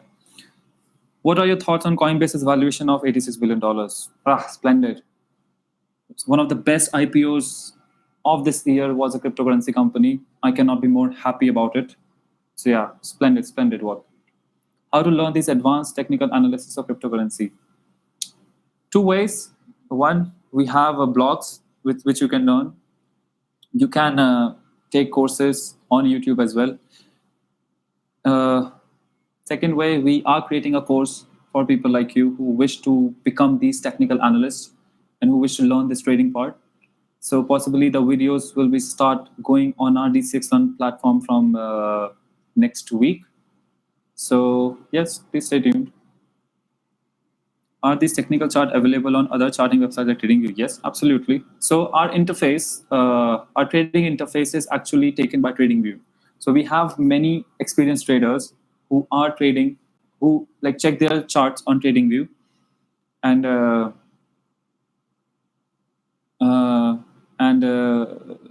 just so that they have that familiarity with what they're getting on TradingView, we took the chart exactly like from TradingView. We built an interface with them.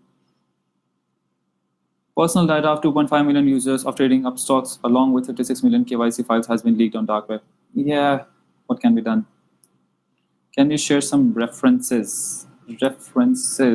Okay.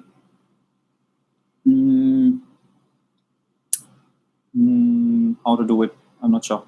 Okay, I'll send it to someone in the workshop team, some links, and possibly when they will share the certifications with you, we can put some links in those certifications. Byzantine fault tolerance, that would be too much to explain. That would be really too much to explain. That will be like a slightly complex technology, but anyways, any other questions other than this, other than Byzantine fault tolerance? If it won't be, I'll explain it in some other way. Sir, there are questions in Q&A section also. Oh, sure. I'll check that. Just checking. Why Elon Musk is promoting Dogecoins too much? He's an ass. Nobody knows, man. Why he's so much after Dogecoin. But yeah, he's just trying to have fun, manipulate the markets a little, and possibly playing with the market, nothing else. 51% attack. Yes, I can explain 51% attack. So two things which we need to remember about a blockchain. Like I told you, there are blocks added in a blockchain, and we need a consensus to reach a blockchain, right?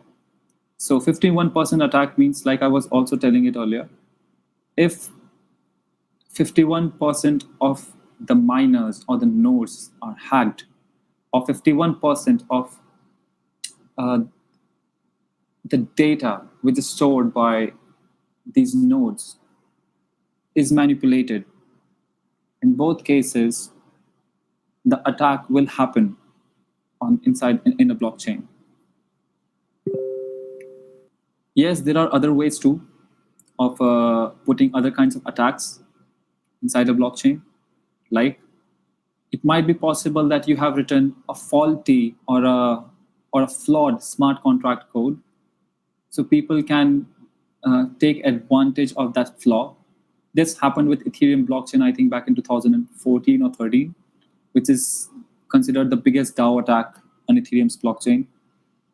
So a certain guy, he entered a certain point of the DAO of Ethereum. DAO is decentralized autonomous organizations.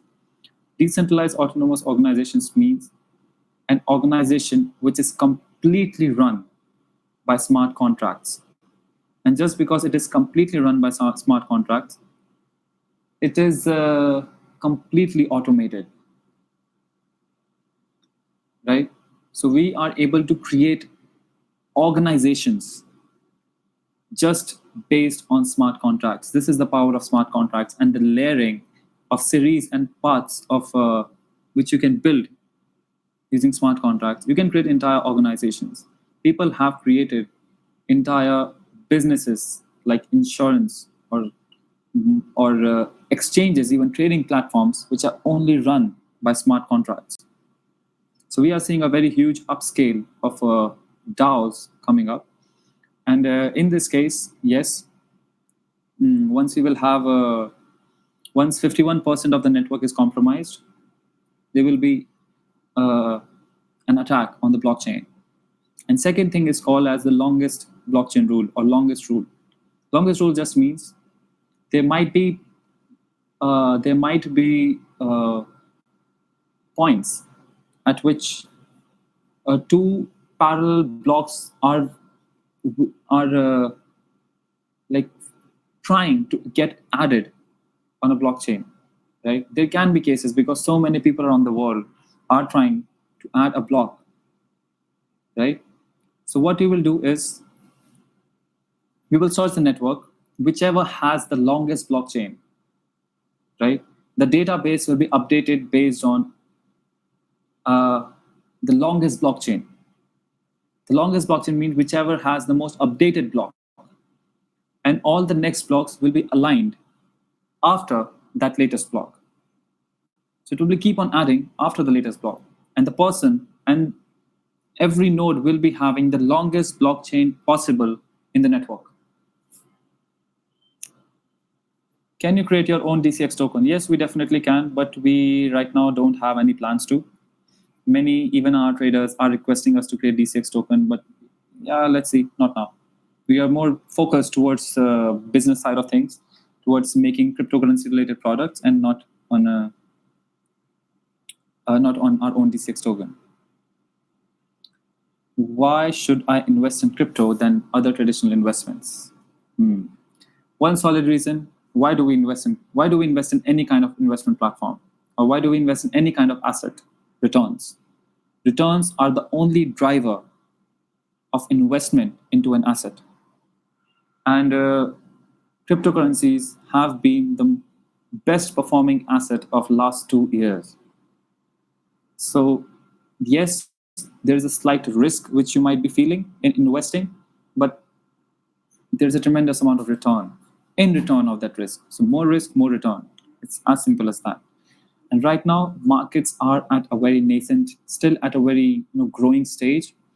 I mean, you cannot go and invest in a Reliance Jio stock after they have established themselves as a 20-year-old organization.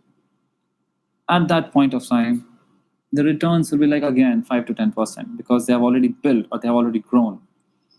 But right now, if you would have invested in Reliance stock, possibly 7 to 8 years ago, you must definitely be regretting. Kash us samay kar lete. So right now is the time when you do, because it is growing. Instead of feeling later, kash us samay kar lete. Future of cryptocurrency. What if they are banned by government suddenly? They will be banned. We can't do anything. If they are banned, they're banned. Like, it's completely up to the government, right?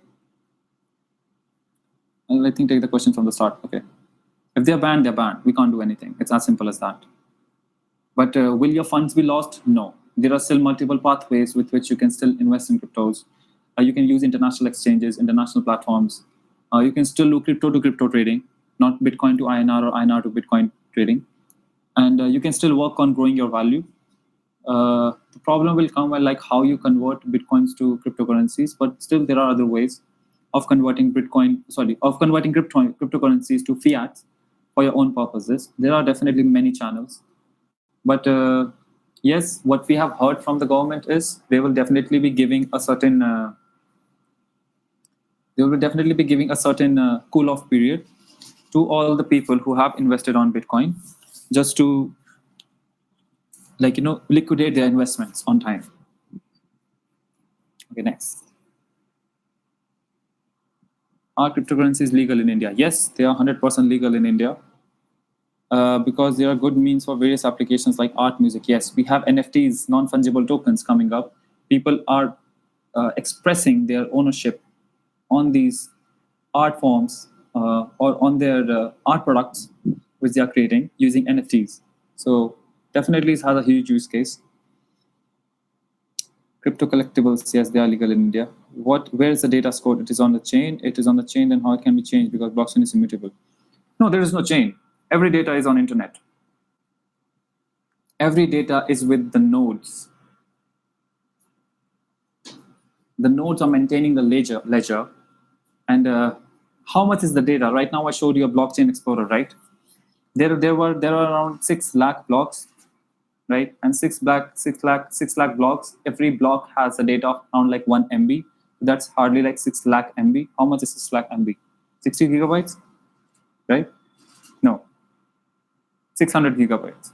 But that's still too less, right? You can download the blockchain, the entire Bitcoin blockchain using your Wi-Fi. It is that simple. And you can store the entire Bitcoin's blockchain in your own computer's hard disk. It is that less. Next, how should one evaluate crypto for investment being a beginner? Yes, I just told there are multiple ways. Please do thorough fundamental analysis. And after that fundamental analysis only, go towards investing in any kind of cryptocurrency, right? Don't invest in a cryptocurrency just because you heard it somewhere that you should be doing it, or just because you somebody on YouTube or on blog or any kind of your friend uh, said you that you should be doing it because they read it somewhere that it is a very growing token. Don't do it. This same thing happens with stocks, same thing happens with cryptocurrencies also. There are people who are just doing self promotions, promoting cryptocurrencies for money, projects for money. Please do sound research before investing. Bitcoins are finite in number, but a series that's repeatedly half never actually goes to zero. So how does one ever run out of Bitcoin? It says mining one stop once number. Good question. Good question. Yes, not in the case of Bitcoin, because the Bitcoin halving can also happen to a certain limit, right? There will be a point like this, the minimum limit or the smallest unit of a Bitcoin is 10 to the power minus 7 Bitcoin. So this 10 to the power minus 7 or 8, I'm forgetting number. So 10 to the power minus 7 Bitcoin is called as one sats or one Satoshi. Definitely, yes, there is a limit. And as I told earlier, 2140 is the year which is predicted that Bitcoin miners will stop getting rewarded. So stop getting rewards as new Bitcoin. And in place of that, yes, they will again decide how to charge people for validating. Possibly they will shift to transaction fees or something. Blockchain and smart contracts application in supply chain. Yes, I just now shared the example of Walmart. There are many big organizations like Musk also working towards it. There is a company, actually many companies, who are working towards creating projects which are only working towards enhancing the supply chain business of blockchain.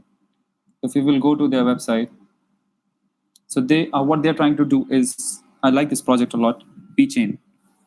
So they are working towards in the food industry, or possibly partnering with these different organizations to help them include blockchain in their supply chain business. So their main purpose the way they have created their own blockchain is only towards putting the blockchain in the product life cycle, putting it in the supply chain cycles, putting it in the making it solutions of vendor management and inventory management, only built on decentralized network. So yes, there is a huge scope. How it is done, it's a slightly complicated process, and it will take too much time for me to explain here. But definitely, please explore this thing. There are many blockchains which are working towards this thing. See how Walmart is doing, see how Maersk is doing. Will really help you to understand what kind of business model they have created. Why every cryptocurrency have different price on different exchanges?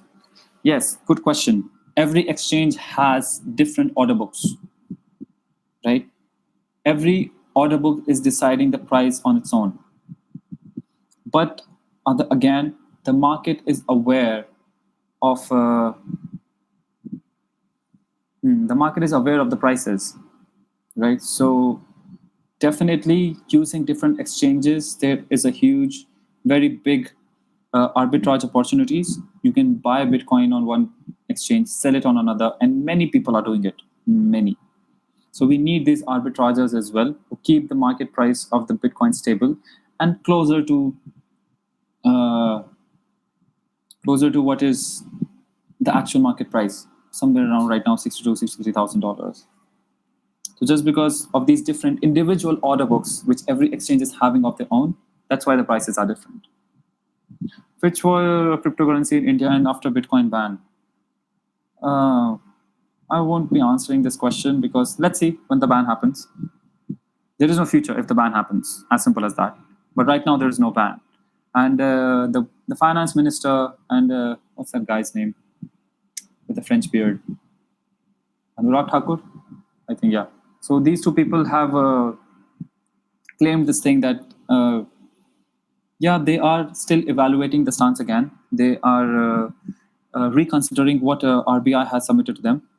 They are seeing how these new technologies like AI, blockchain, and along with these top crypto assets like Bitcoin and Ethereum can still be a part of India's tech plus investment ecosystem. So this was the interview. I think it was aired 3 days ago. So yeah, we are still hopeful about it. Let's see. Can you show a roadmap for becoming crypto analyst? I'm not sure. Like there is an answer to this question. But yes, definitely, if you want to become a crypto analyst, there is only one thing which can make you a crypto analyst, and that is reading. Read as much as you can about cryptocurrency projects. Watch as many videos. An analyst is no one. I have been an analyst for 2 years for a London-based startup called as Novum Insights. My job, I can tell you, I have read more than 200 web pages in a day. That's how extensive Bitcoin or any crypto research can become. You have numbers around you, you have fundamental data around you, you have technical analysis around you. You are talking to people in the network just to understand the substance or the strength of a project. So first, start with the basics. Second, go to the advanced versions, talk to people, join the networks, and read as much as you can.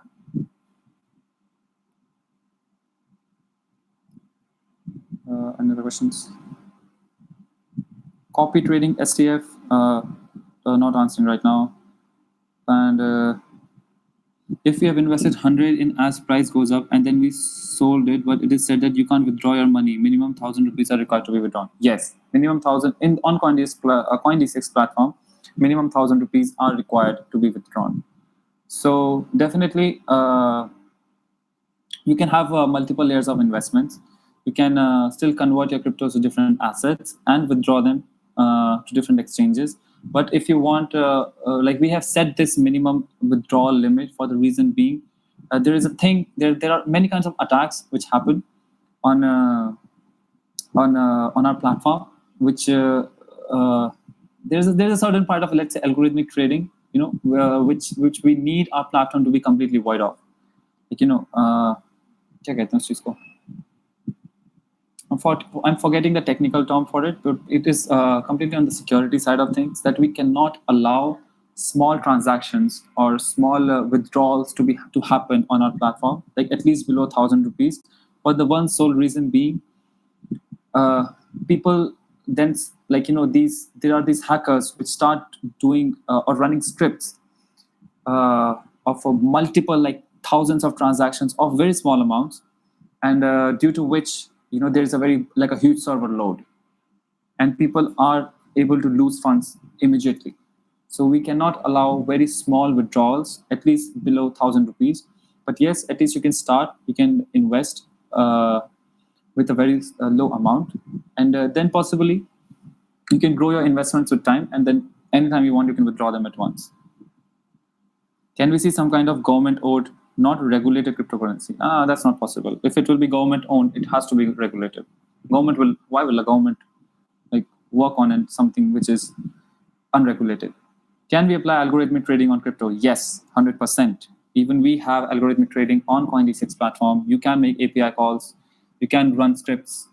As I was just mentioning, you can run thousands or even lakhs of trades in a second using those scripts. There are many traders, thousands of them, who do algorithmic trading on our exchange. And what I see, like their response has been pretty good. It has been helping them with their trades a lot. So yeah. Does all the cryptocurrencies are use the technology of blockchain, or Bitcoin is just a special one? Majority of them, 99% of cryptocurrencies use blockchain technology. But as I mentioned, there are other kind of decentralized or distributed ledger technologies like DAG, directed acrylic graphs. So there is a cryptocurrency called as Hedera Hashgraph. Right? They use directed acrylic graphs.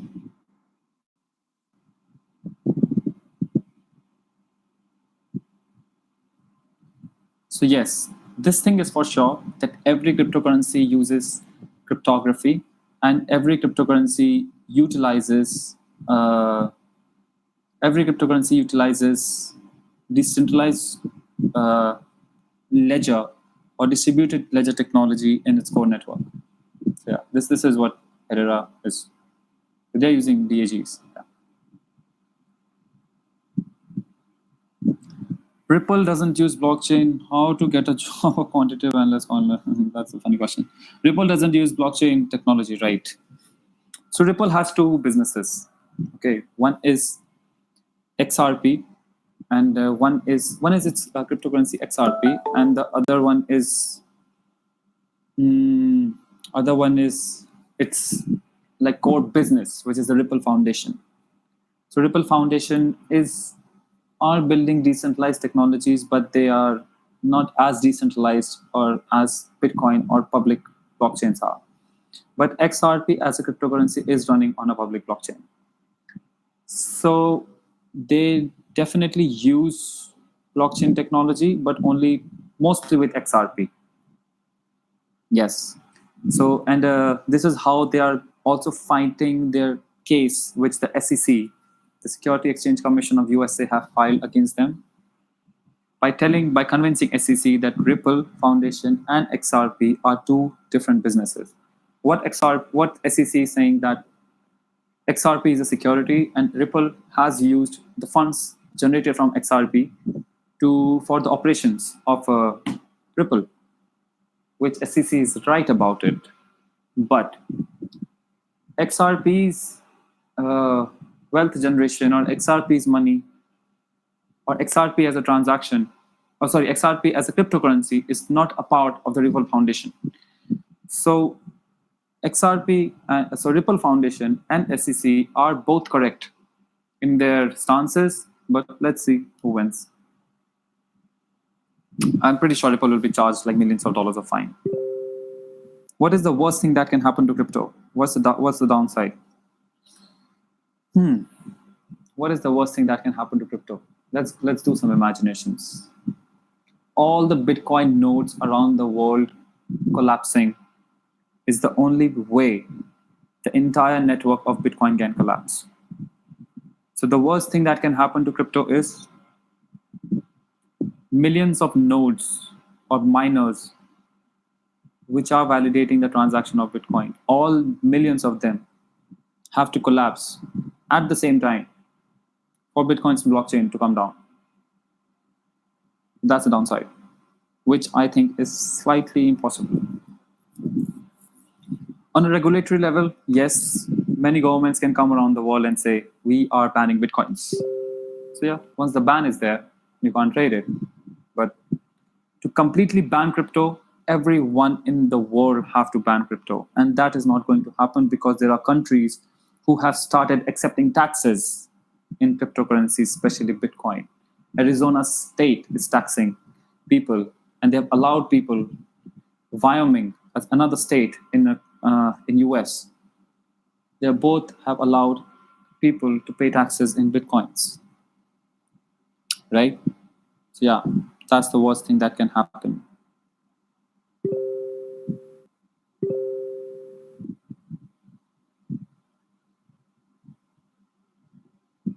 Or guys, any other questions? I think, sir, we have other questions in the chat section itself.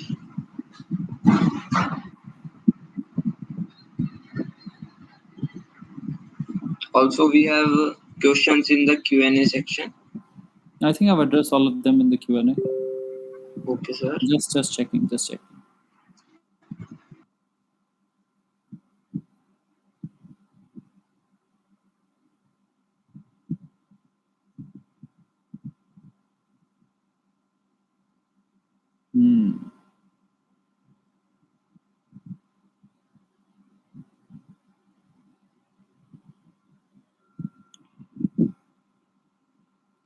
Okay, let me see. There are some more. Is the intrinsic value of cryptocurrency zero?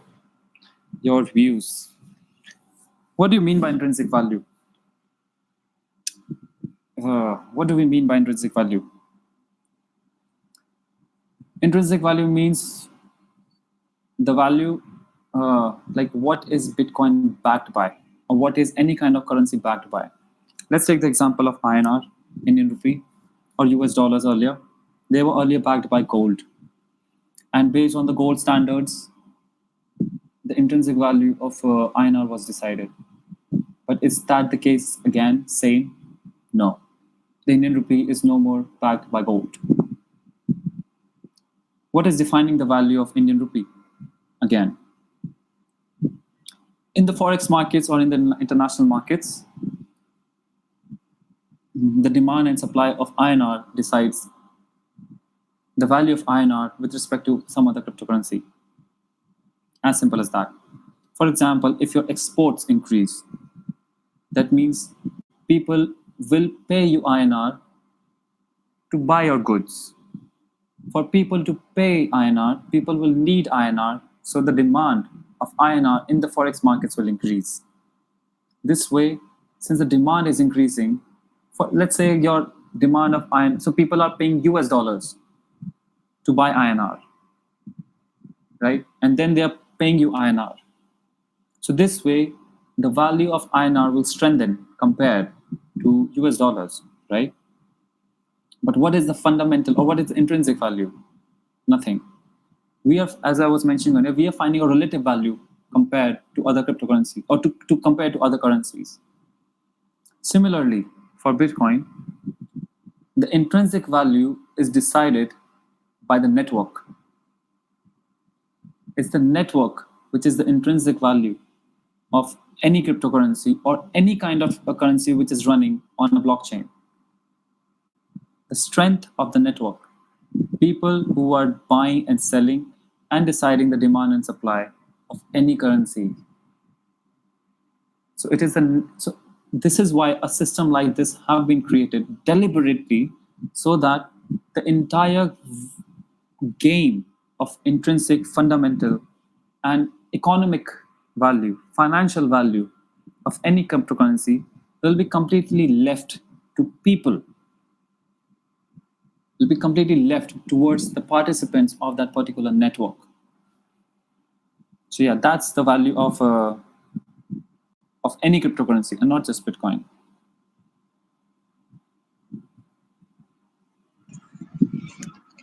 Just a second, I'm seeing. Okay, sir. Is there any other question left? Yeah, there are a few more. We have till 5 o'clock, right? Yeah. Yes, sir. Okay. And I'll just answer as many possible. How Bitcoin is different from Ripple altcoins? Any cryptocurrency other than Bitcoin is called as altcoin. It's a common word used, and that's why we have given Bitcoin a separate identity, because it is the mother father of all the cryptocurrencies available. So yeah, it is different from all the other altcoins. Majority of altcoins are created due to two reasons. First, either they are trying to make the blockchain of their own project better than Bitcoin, or they're trying to solve a problem which Bitcoin is not able to solve because it is slow, it is less scalable, it is energy consuming, anything. Second, another reason, people come up with different kind of businesses, different sectors. Like I showed you, WeChain, which is focusing on supply chain. There are projects like Silo or Status, which are cryptocurrency messenger apps. There are projects like Steemit, which is, for example, content creation on a blockchain. So yes, they are trying to cover different kind of industrial sectors or uh, like businesses, which they are trying to build using a decentralized network on blockchain, having a cryptocurrency. Majority of these are like, you have seen those, like you get tokens for eating burgers. Then you can use those tokens and go back. Cash points. Like every company, big company, has these rewarding mechanisms of using their products more. A similar kind of thing is with cryptocurrencies as well, but that's happening on a decentralized level. How to transfer your crypto in hard wallets and use it? It's very simple. Hard wallets is usually pen drives. So you can connect those pen drives to any, let's say, desktop, laptop, anything. Or you can just, even if they're not pen drives, you can just open it. They will have a screen. They will have a QR code and the wallet address. Just with the click of a button, you can see your wallet address.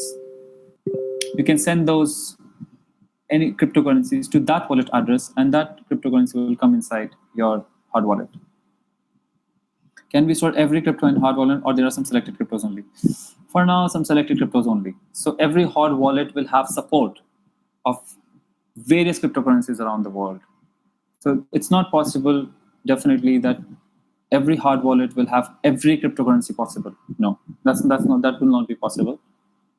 But yes, if there is any token which is built on Ethereum blockchain and it is complying with ERC20 standards, they can be stored. If the if the hard wallet is supporting Ethereum blockchain. So yeah, one hard wallet can support various multiple blockchain wallets, but not all. Bitcoin versus AVAX. I'll leave it there. What is the problem of double spending? Good question. Double spending means just this thing. This was the problem I was facing in US.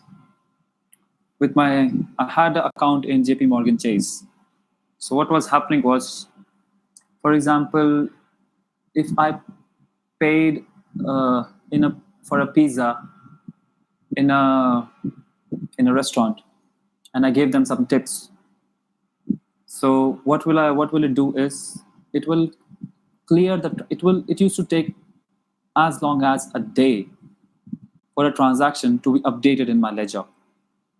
My money will be deducted. I will receive a message that, yeah, the money has been deducted from my account. But if I'll go and if I'll see the accounting statement, it will show that the status confirmation is pending. So technically, the money has not been deducted. Now, it happened with me once or twice that I paid the organization or the vendor or pizza store again, and even because I didn't receive the message, or in some other cases, even as high as college fees, right? So I spent $32 at the place where I was supposed to spend $16. Now what is happening is double spending is, since the transaction has not been executed that $16 is available for me to invest again or to spend again. So technically, I am spending the same $16 twice. Possibly, yes, when the transaction will be updated on my ledger or on my database, it will be minus $32. But later, it is taking a day. So due to these delays, I'm able to use the same currency or the same value in my wallet twice or multiple times. This is the problem which blockchain is solving or is willing to solve. Why? Because since we have the longest blockchain rule, right, and the transaction has happened and the transaction has announced, even if you try to do the double spending or you try to spend the same value or same Bitcoin again, the transaction will be clearly rejected. Why? Because the longest blockchain will have the transaction in which that transaction which you did earlier has already happened. So this is how blockchain is preventing the problem of double spending. This is how the network has been built, that you can't use the same currency multiple times. Why? Because the longest blockchain or the blockchain has the data of that blockchain of your transaction earlier. So this is what double spending is. And this is how you stop double spending. Why Indian stock market traders are against Bitcoin, even big investors? Who is against Bitcoin and even big investors? I have not seen any Indian like big people coming up and talking against Bitcoin. I have seen HDFC CEO and managers, they are talking very positive about Bitcoins. Yes, Warren Buffett is, Rakesh Jhunjhunwala is kind of a brother of Warren Buffett, and they both don't like cryptocurrencies. They both don't like cryptocurrencies. For again, I'll tell you why. They invest in I mean, if you will read the books of Warren Buffett, like what I have understood and his philosophy of investing, they invest in teams. They invest in the very intrinsic nature of a company, which is ownership, right? So since these are very big investors, what they are doing is they are seeing an organization which is functioning. That organization is producing a certain kind of a product, right? They want to see that organization grow in the production of that product. And since that organization's production will grow, their ownership or their share in that particular organization is growing. Here, in the case of Bitcoin, there is no product. There is no organization. There is a network. And this is the fundamental difference between crypto currency and a stock and a share. In the case of cryptocurrency, we are treating it like a crypto asset, but it is a currency in its fundamental nature. In the case of stock, it is a stock, and we're treating it also like a stock because it has been around for ages, for probably more than 200 years, right? In the case of cryptocurrency, it is actually a currency, but we're treating it as an asset because it is still new. People are still trying to come up, still decide like what it is. So that's why, since its price is increasing and decreasing with time, people are seeing that, yeah, there's an opportunity to make money in this. Why? Because I can buy it and I can sell it, right? So what fundamentals?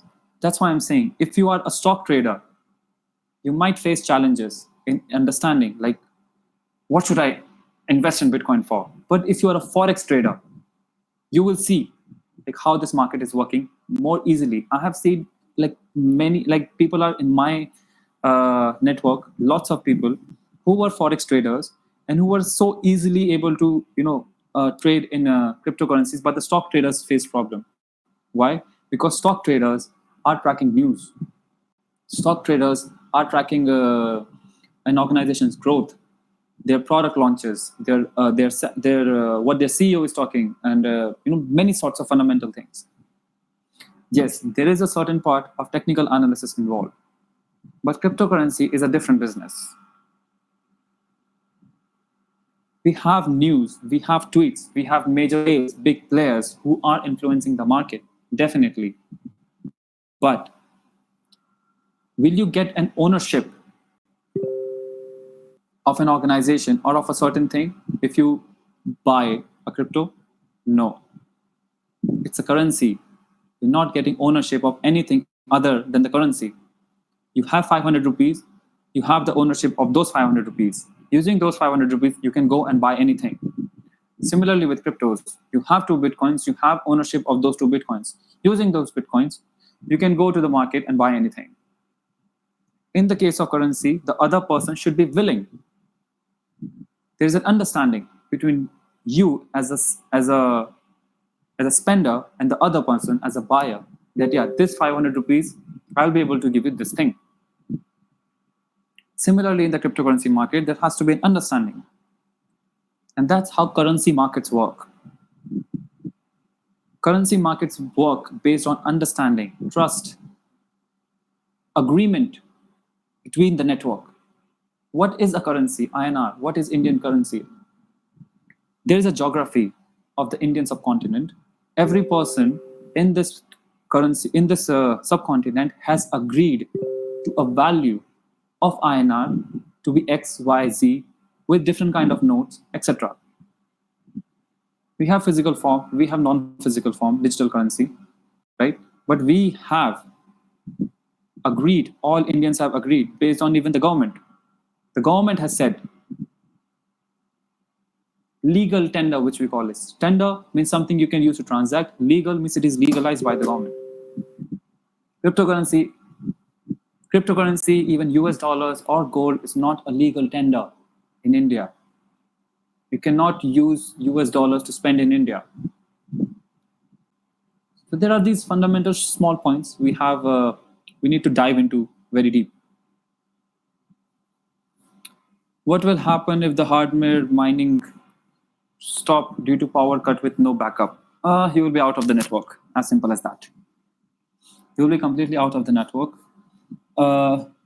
In different consensus mechanisms, what they have said is, if the power cut happens, they will, or if you are unavailable for staking or for validating the transactions. So the point is, for example, in proof of stake will allot you, if, for example, you have 40% of the total stake, the network will, or the code will allot you 40% of the transactions. But if you're not available, if you're not complying with your responsibilities, the network will charge you fees. They will penalize you. These penalties, these are called as slashing penalties. There are many other reasons also due to which you can be penalized. It is all written in the documentations. Please read the documentations if anybody among you is willing to become a miner or a node. You need to comply with certain rules. You need to be available. You need to be responsible in the network. If you are not, yes, you will be penalized.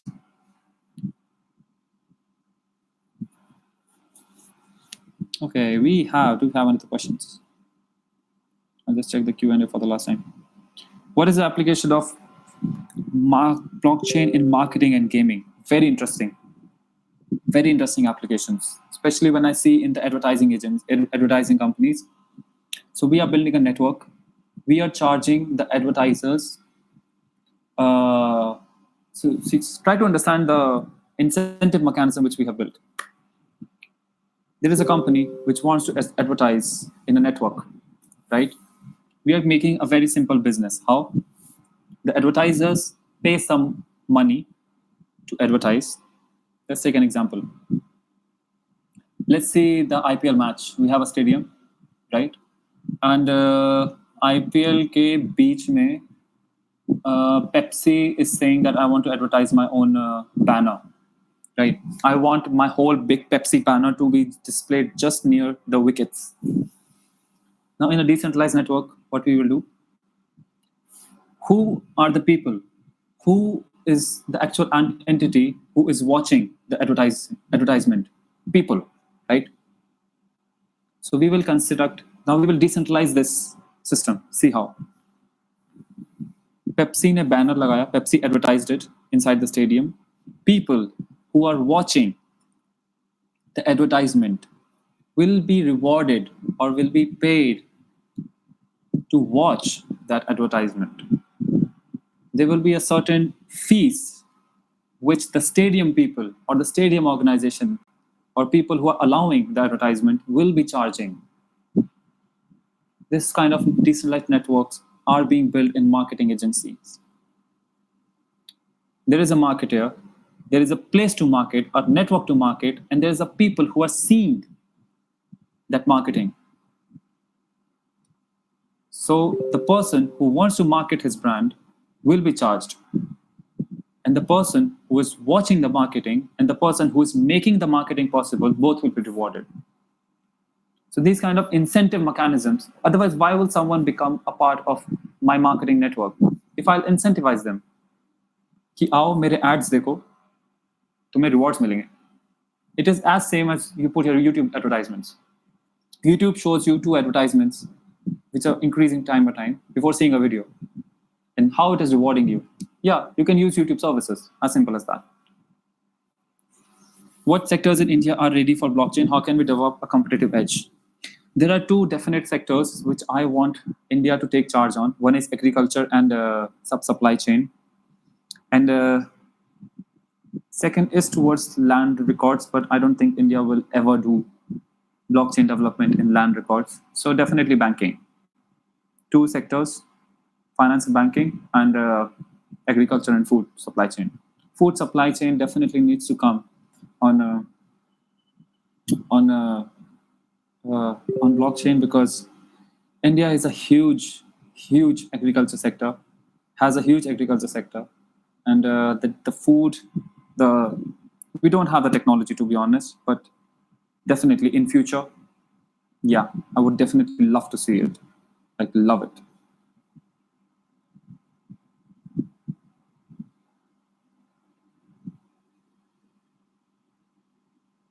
Yes, agriculture and supply chain, IoT and blockchain can go hand in hand. Yeah, okay, we have to implement. Okay, I think we are done for today. Thank you guys for this wonderful session. There were some very informative questions which also helped people to learn more and more about blockchain. Definitely, if you're willing to start your cryptocurrency investments, go to CoinDCX Go. We have created a very simple app which can help you. Yeah, that's it. Thank you.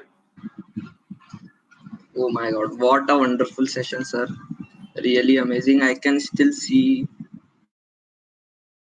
people pasting, asking questions in the comment section, discussing. Such a great session, sir. Thank you for this. And thank you everyone who joined this session. So I want to present something. Sir, can you stop presenting? Sure. So either you can start trading on CoinDCX Go or CoinDCX if you are a beginner, or if you still have a fear that you will lose money or something, we have an event for you which is start today from 3 p.m. So it is only 2 hours late. You can join the event from now. It is a mock trading competition. I'll show you the details. Just a second.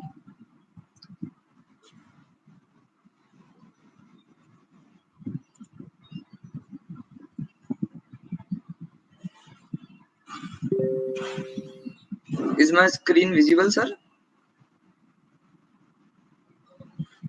Can anyone confirm? Okay. So go to our website, go to events center stage, and from center stage